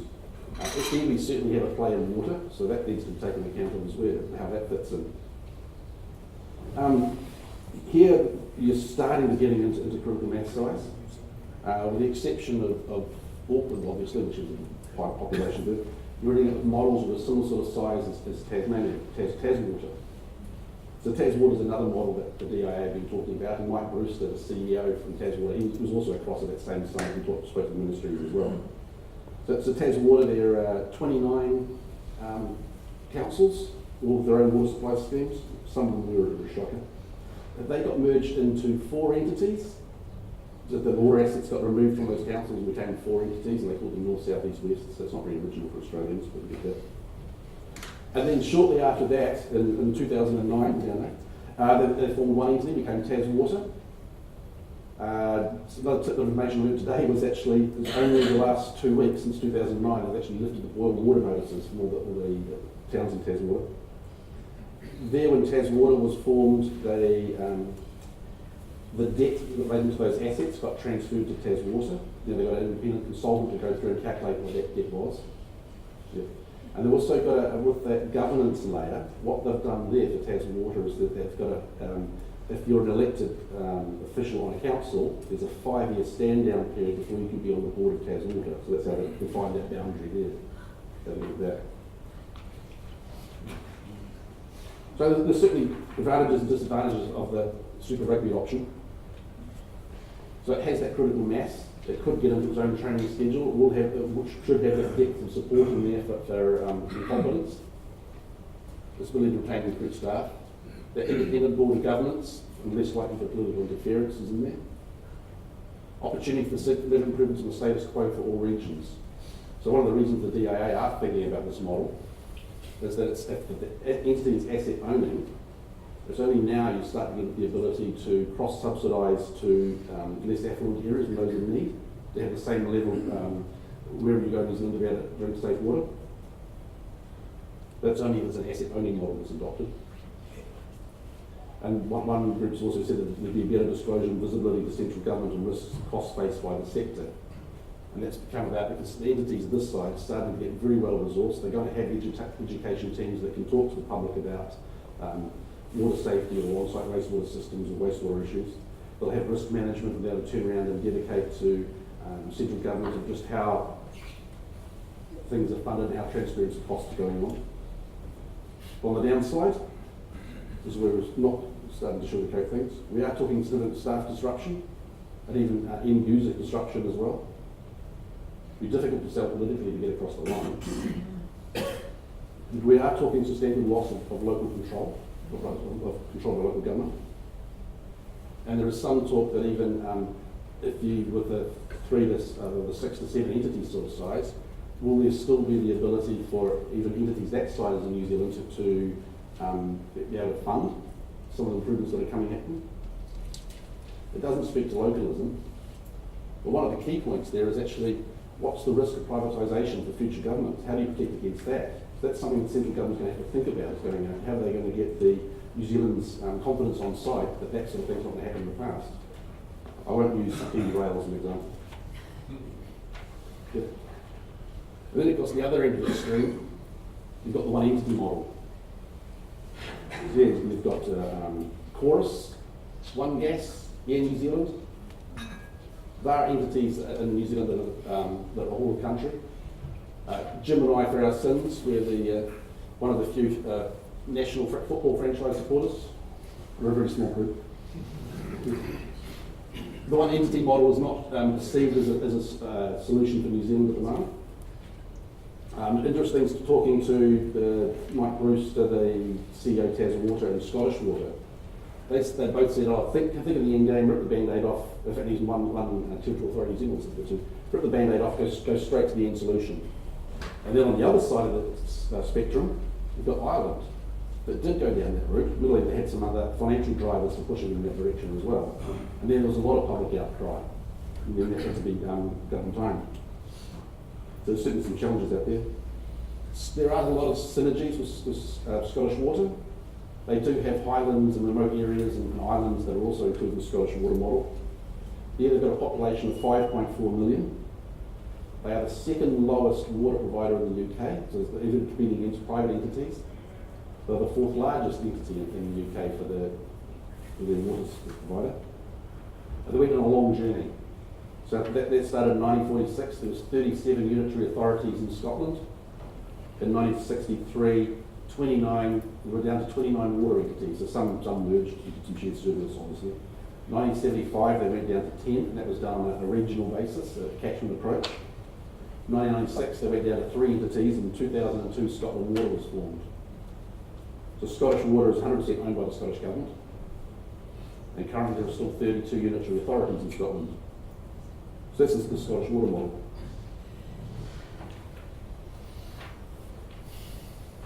Likewise, here's the next slide. There's some advantages and disadvantages of the one supplier option as well. One advantage is that independent board of governance is seen there. The reduced opportunity for political interference is still there. It definitely has critical mass.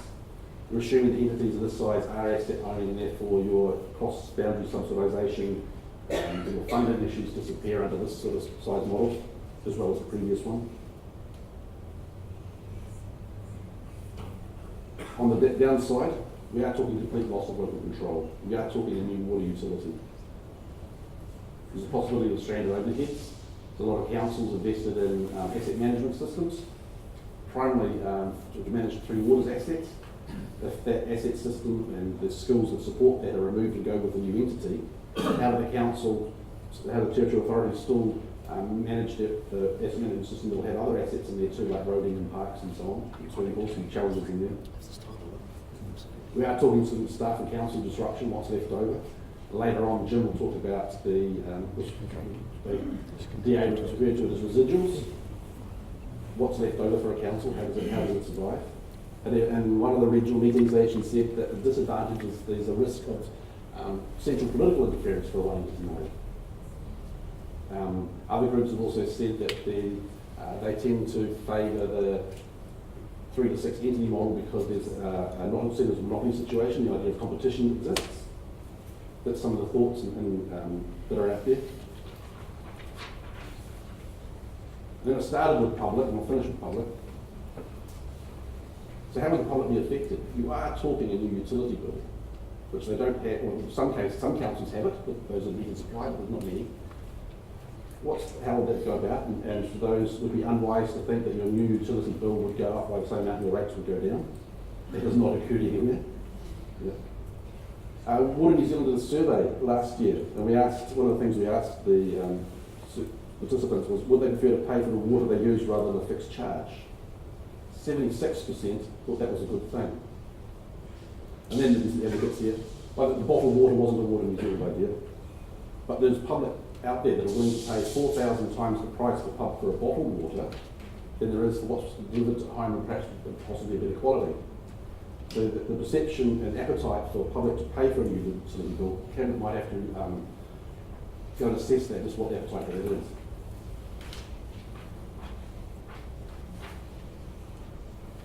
Well, that's the four models that we talked about, and of course there are variants there, and there's some crossover between some benefits and advantages of different models. We can put more there because the list could just be curved.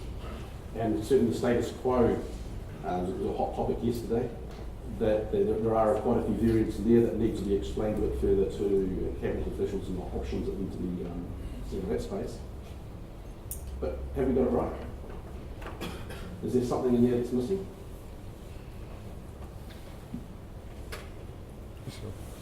Are they mutually exclusive? Probably not. And there could be a blend of models. We don't know exactly what Cabinet's thinking. They're keeping their thinking very close to the chest at the moment. Yeah, this is the October paper. It's going to be very interesting. It comes out of there. I'll just speak up. Right, question for clarification, please. You talked about the regional model, and I heard you talk about regional council. In actual fact, were you talking about regional council, or were you talking about regional boundaries? Boundaries. Boundaries. Because you used the word council there a couple of times, with the implication that that might be related to the regional council role. But I'm not sure that's what you mean. It could be that way. Yeah. It could be that way, but it could also be done on a regional basis, and the regional council boundaries were thrown up as an example. But it could be a function that you absorbed to a regional level if you wanted to. That's what these different variances that he was talking about. It is possible that all assets go to a regional council and a regional council being manager. On the other extreme, you could have an entity set up with those regional boundaries that do that. So there are a few options there. Yeah. I'm Gary Moore. I have a passing interest in local government. I don't know whether, my question may be for you, John. I have a question first and then a second question. My first question is, you seem to be questioning the need for an independent board. Is that the point you're making?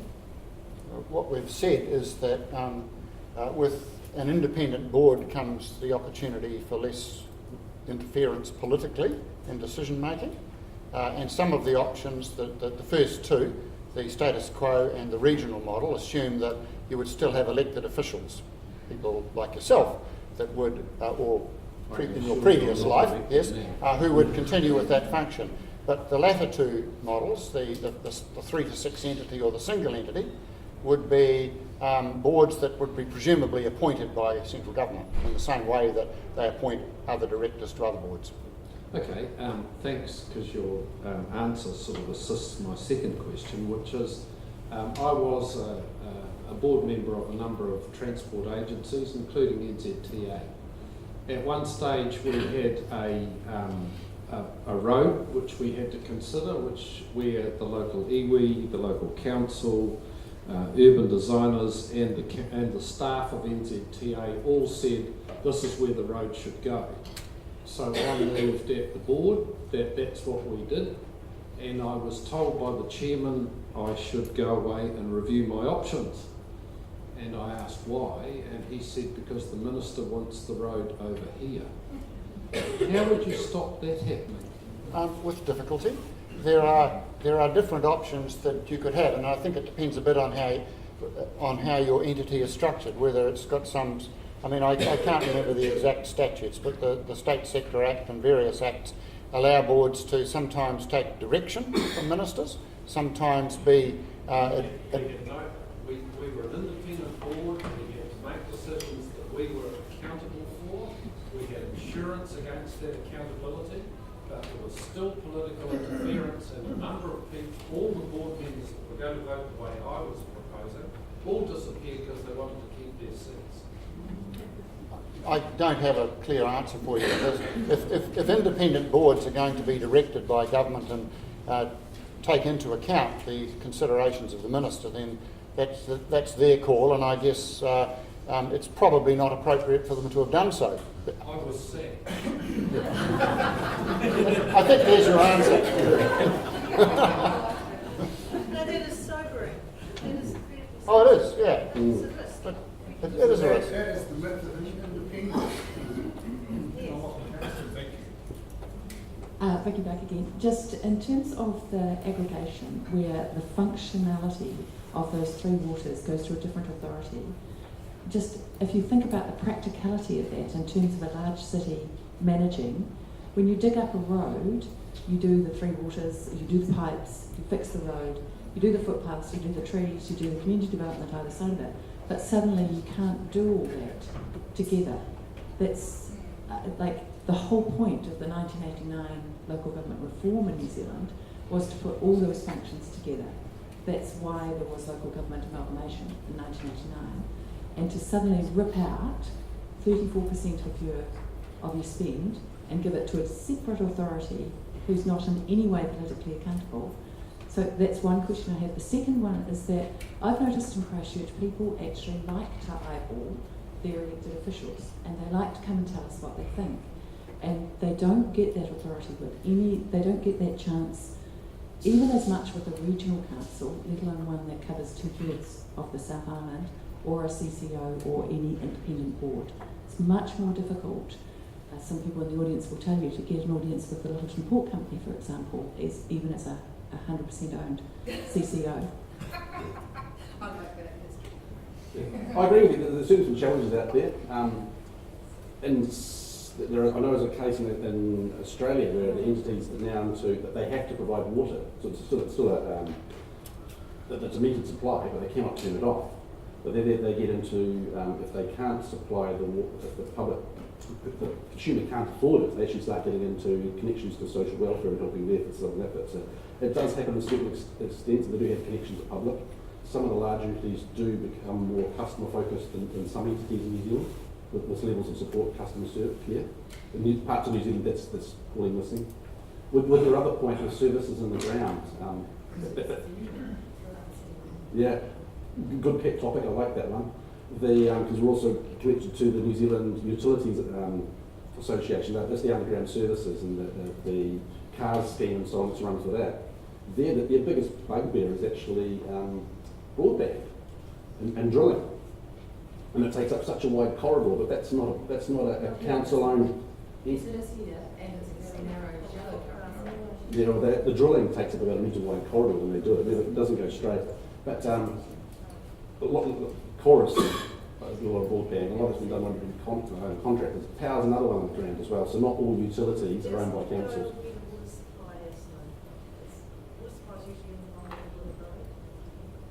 They all cross over. Yeah, it's a dog breakfast on the ground. I don't know the solution to that, to be honest. These aren't. I mean, we're not government. There are many entities which are requiring authorities under the Resource Management Act that have the ability to come and install services in publicly owned land, and some of those network utilities are some of them. And I'm assuming that if we established large entities to deliver water services, they would have similar powers under the local government and under the Resource Management Act to undertake those functions. There's clearly issues to do with how they interact with the planning of other functions and activities of councils. But they should be listed as a disadvantage. Yeah. Okay. We could have had pages of advantages and disadvantages. We were trying to give you a sense of where the dialogue is at, really, rather than trying to deal with everything. We are taking notes, so we certainly are writing it down. So yes, it's not lost. One more question? It's not going to be the same as far as the north, is it? Go to Puns North. Hawke's Bay. So with the Dutch model, where the Dutch had the same problems that we've got here, they spoke more about the quality of the water that they should be delivering and setting a standard, minimum standard of that. And instead of trying to look at who governs all that, should we be looking at what the water quality that we deliver to the customer? I'm going to go hand that straight to Jim. Of course we should. Absolutely we should. And that's what the basis of the whole question is, about water quality consumers. And in the Netherlands they deliver very good quality to their consumers. There's no problem with that, and we don't dispute or argue with that. Should we not be following the lead? Well, you could, and I mean, I guess the underlying question here is can we have a water supply that doesn't have chlorine? I mean, that's the big question that people are kind of is on people's lips. Sorry? We've also got endocrine disruptors. Yeah, there's a whole bunch of things. So chlorine is one of those. Yeah, chlorine is one of them. So the question is, can you have a water supply that doesn't have chlorine? And the answer to that is, of course you can. Of course you can. And Water New Zealand doesn't argue against that. The thing about it is, though, that and the reason I say you can is because if you look at the Netherlands, you look at Denmark, you look at Germany, they do that in parts quite well, very well, and they have a high quality water. So the answer to that question is sure. The thing you need to understand about it, though, is how they do it. How they do it. And so I can tell you, for example, in the Netherlands, that water suppliers that use groundwater in the Netherlands, the water supplier owns the land around the bore that takes the water and upstream of the bore, and they restrict all human activity in that area. There's no septic tanks, there's no wastewater system, there's no cattle, there's no animals, there's no dwellings. No sewage. So they protect what we call first barrier protection. They protect that source water collection. That's the first thing they do. The second thing they do in the Netherlands is they put a lot of effort into the condition of the network that they're using, because they need to prevent contamination within the network if they don't have a residual. So what do? They put a lot of money into ensuring the pipes are in very good condition. How do you test if your pipes are in very good condition? You look at, for example, the leakage rate. What kind of leakage rate do you have in the Netherlands? About 3%. In fact, in Denmark, water suppliers get fined if their leakage gets above 10%. What's the leakage rate that's common in New Zealand? 15 to 20%. In fact, I know water suppliers 40, 50, 60% leakage. So, if you want to have a water supply that doesn't use chlorine, you can do it, but you need to do it in a particular way. I guess the other point that's valid here is that on average people in the Netherlands pay 5 times what the average cost of water is in New Zealand. So put very simply, the answer to the question is yes you can. We don't argue with that, we can accept that. And the question, the answer to that question as well is you just have to do it a little bit differently. And that's why when the inquiry said they would like to see mandated water treatment with a chlorine residual, except in exceptional circumstances. So they left the door open for that, and the door is open for that. And it's just a question of making sure that if we're going to have that, what are the conditions that would allow it to occur. But leakage rate is a factor of pressure. Maintaining pressure is going to give you security. Actually, leakage rate is to do with condition of the network more than anything. It is, but as long as you maintain the pressure in the network, it doesn't help the leakage, does it? There's a whole lot of factors. Yeah. Breakage rate's another KPI for measuring that. Shall we finish? Sure. So I think what Jim just said there, that if we want water that's not chlorinated, we've got to pay for it. Okay, so if we can get that message out, I think that would be a good one. Because it doesn't come free. Oh, sorry, Chris Mansley. I do work for the Christchurch City Council. I'm on a short-term contract there, but I just believe that.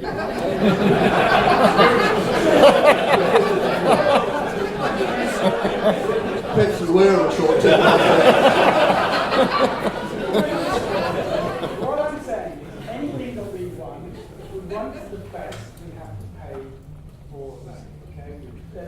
And you know, paying the non-chlorinated is because of all this leakage and that costs money. So we're running out of time. Let's move on. There's one kind of last thing that I want to go over quite quickly, and that's this question of what we call residuals.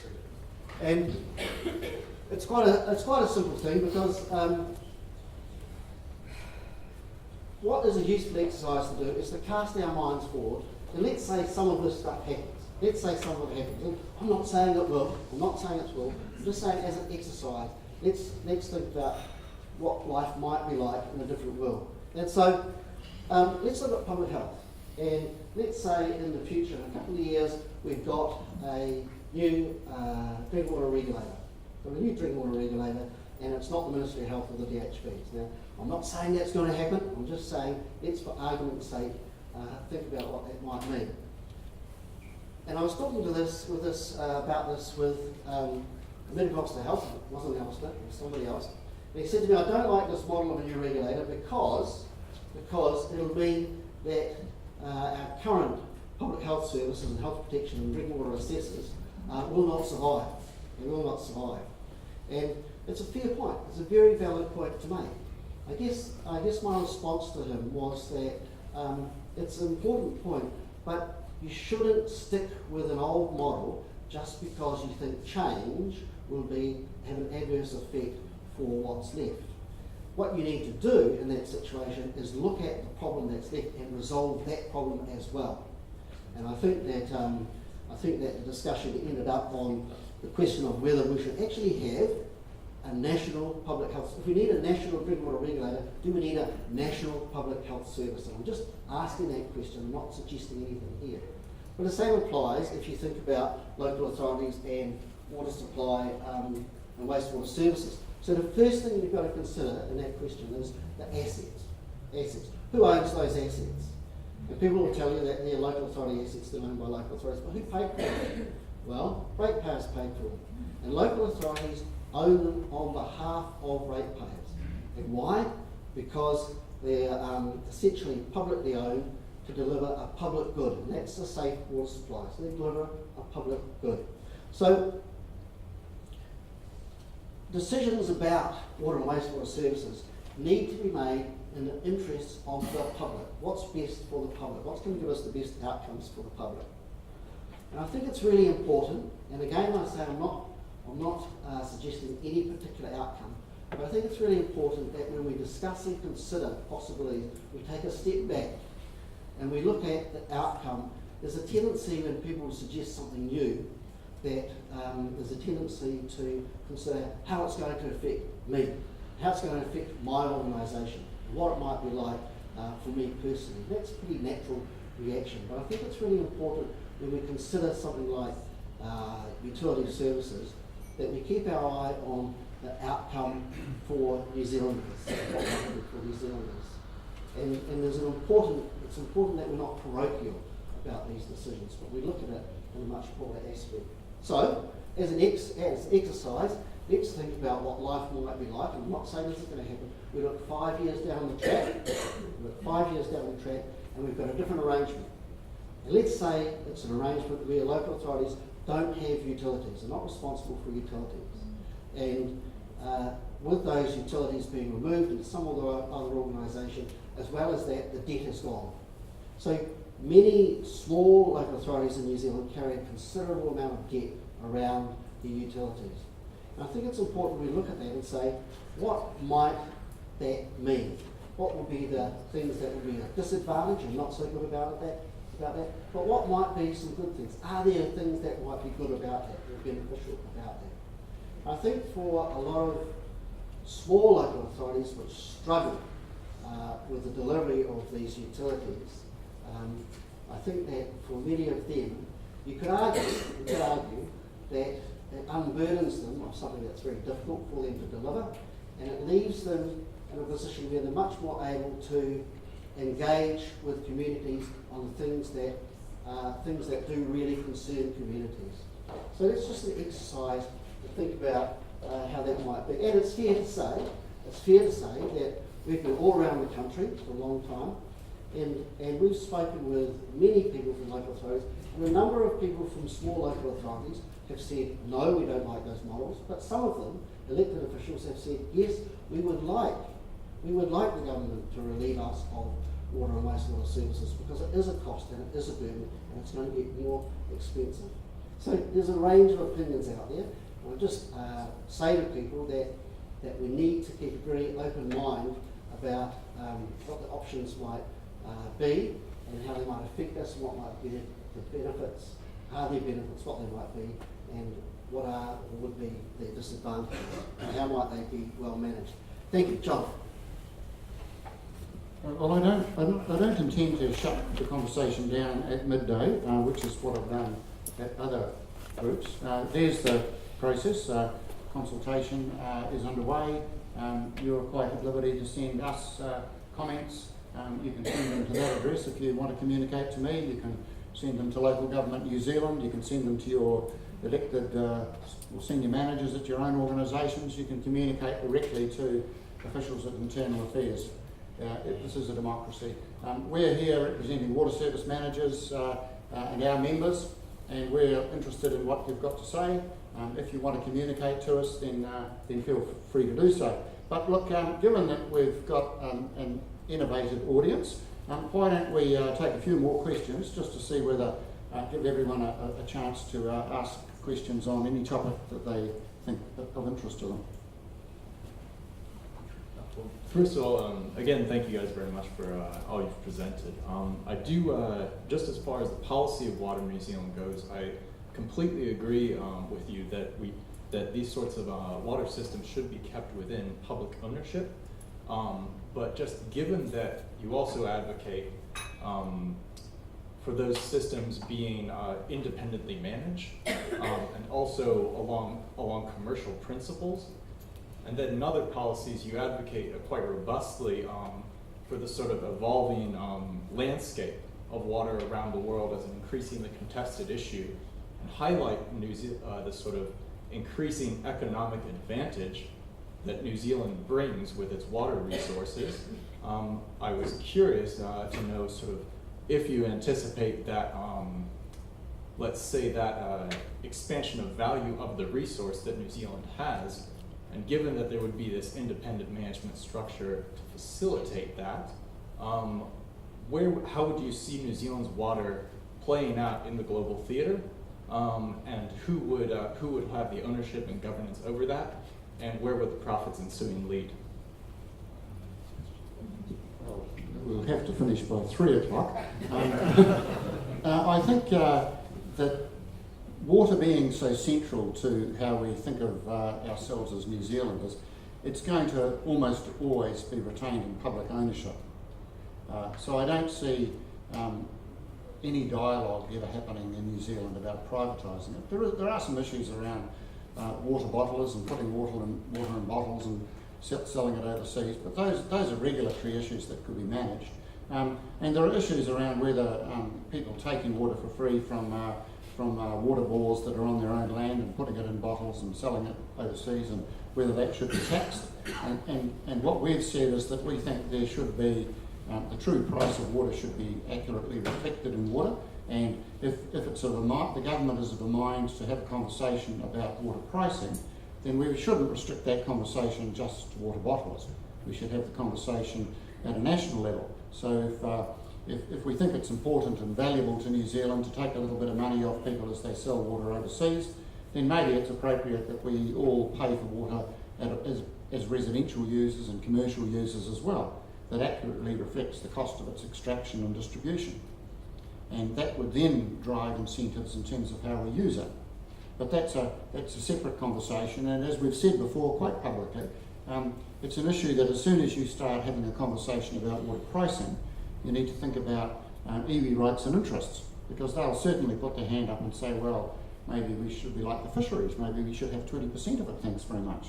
So it raises a number of treaty issues as well. But I think that on a global level, New Zealand is well placed. I don't necessarily think that if we went down the path of having publicly owned water companies, larger entities that were governed independently, that would in any way denigrate the way in which we manage our resources. In fact, in many respects, if we had effective metering of water services in New Zealand to individual households, there would be a substantial reduction in wastage. And that seems to be what's happened in some of the communities that we've got where we actually have introduced metering. So different ways of doing it can actually result in better outcomes if it's well handled.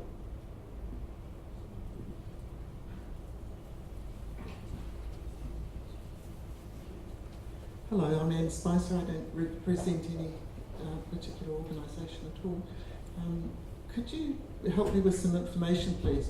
I gather that you are saying that if you don't chlorinate your water, there is a risk of some sort around public health and a disease sort of risk. Bear with me, I don't know quite how you quantify that, but I gather that you're arguing that that issue has to be looked at and resolved by government in some way.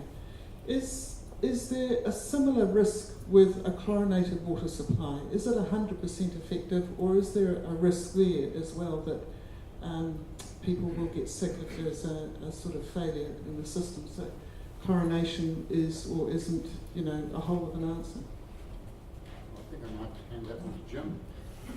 That's a good question, and you're right to raise the question of risk, because the way that the World Health Organization since 2004 has recommended that we manage water supplies is on the basis of risk.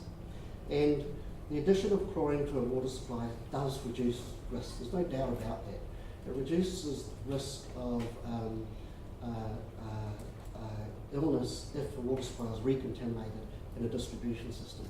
But that said, it's not a 100% answer. And if you look at the history of outbreaks across the globe, you find that outbreaks occur in plenty of chlorinated supplies. Walkerton, which is a supply that many of you may know about, 7 people died in Canada in year 2000, was a chlorinated supply. If you look at Milwaukee in 1990, where somewhere between 70 and 120 people lost their lives through water supply contamination, was a chlorinated supply. So you're right, risk is a big factor. Chlorine, there's no doubt that chlorine reduces risk in terms of microbiological contamination, but it's not a 100% answer, absolutely not. That's not as a risk factor 5 times lower than that of America or anything. Interesting to note also that with the Dutch model, they do have chlorination ready to go at any moment, and they do chlorinate those water supplies when they feel the risk is above a certain level. It's actually automated, that one. Sorry? It's automated when they turn that on and off. Anything else? Yes? It would be good to reflect on, my name is Martin Smith from GHD. I used to work in the water industry in the UK. It'd be good to reflect on how the water industry developed in the UK to what it is now, because they started off with water authorities that were actually financed by the ratepayer and the government. Not long after they were set up, the government changed, a different political party got in, and there was a moratorium on spending, and the spending completely stopped for several years on capital projects. Then, as a result of that, they privatised the water authorities and became private companies, simply so that they could actually raise their own finance, because they found it was too expensive to run a government financed organisation. And now they fell into several difficulties throughout the years, with finance and not actually providing the service that they were supposed to be providing. One of those, which was Welsh Water, actually set itself up as a non-profit making organisation, which seems to work really well. The Scottish Water model, I think you need to look at very carefully, because that effectively wasn't privatised because there was so much opposition at the time by the residents in Scotland. So they decided to have a same catchment run organisation nationally, but effectively it's run under private auspices, because basically they bring private companies in to run all their treatment works and treatment facilities.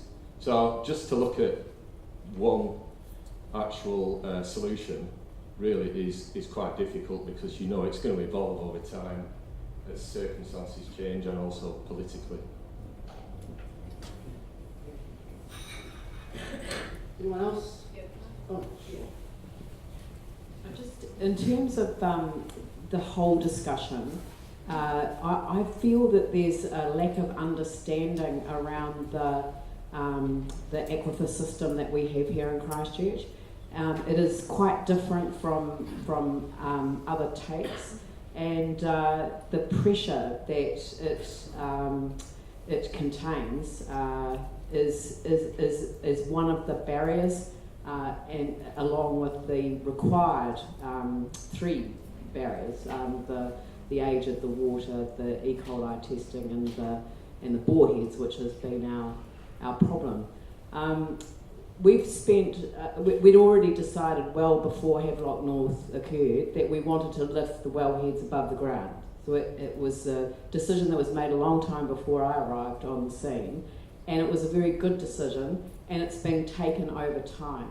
I guess the Havelock North incident and the generic application of things that just simply don't apply here in Christchurch has led to us having to bring forward the program in a way where we are spending money that we would have spent over a longer period of time much more quickly, and it is having an impact because we've had to chlorinate in the meantime, simply because the medical officer of health would have instructed us to if we hadn't voted to.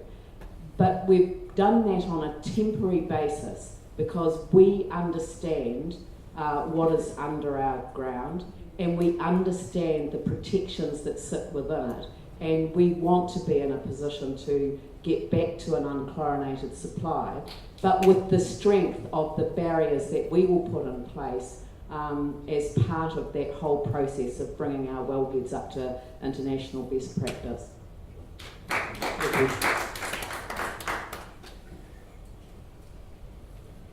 Hi there, my name's Genevieve Robinson. I'm actually quite an environmental person. I'm actually with the group Aotearoa Water Action. We cover many things, actually, but as a person, individual standing here, I feel like this is a complete knee-jerk reaction to the Havelock North inquiry. I feel like every single region has been blanketed with the same band-aid, and it's not the way to do things in such a small country. We have an extremely competent council here who are morally aligned to do the right thing, and the chlorination, I believe, will definitely be over by March, April. But I mean, the thing is, I don't think every single city, every single small town deserves to have chlorinated water. I think there should be circumstances in which it is needed, but it shouldn't be you prove yourself first. It should be you prove yourself that you're not capable of doing things in a certain way and you need help. That's fine. But I don't believe every single city, especially Christchurch, needs this sort of treatment and this sort of propaganda. That's what I feel. It feels like a commercial entity that you haven't discussed any other option. It's either us or that, and there's nothing else you have offered here other than your own credibility and your own business opportunity. I'm sorry.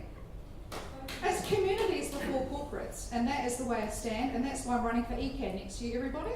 I'm sorry, I am, so feel free to vote me. So I might come back. So I have to say that I've been sitting on it for a bloody long time. Thank you for those comments. Well, I mean, obviously, Water New Zealand is not a commercial entity. It's a not-for-profit trade association of a technical nature. We have a view. We have a view around water treatment, which we haven't been shy to share with people.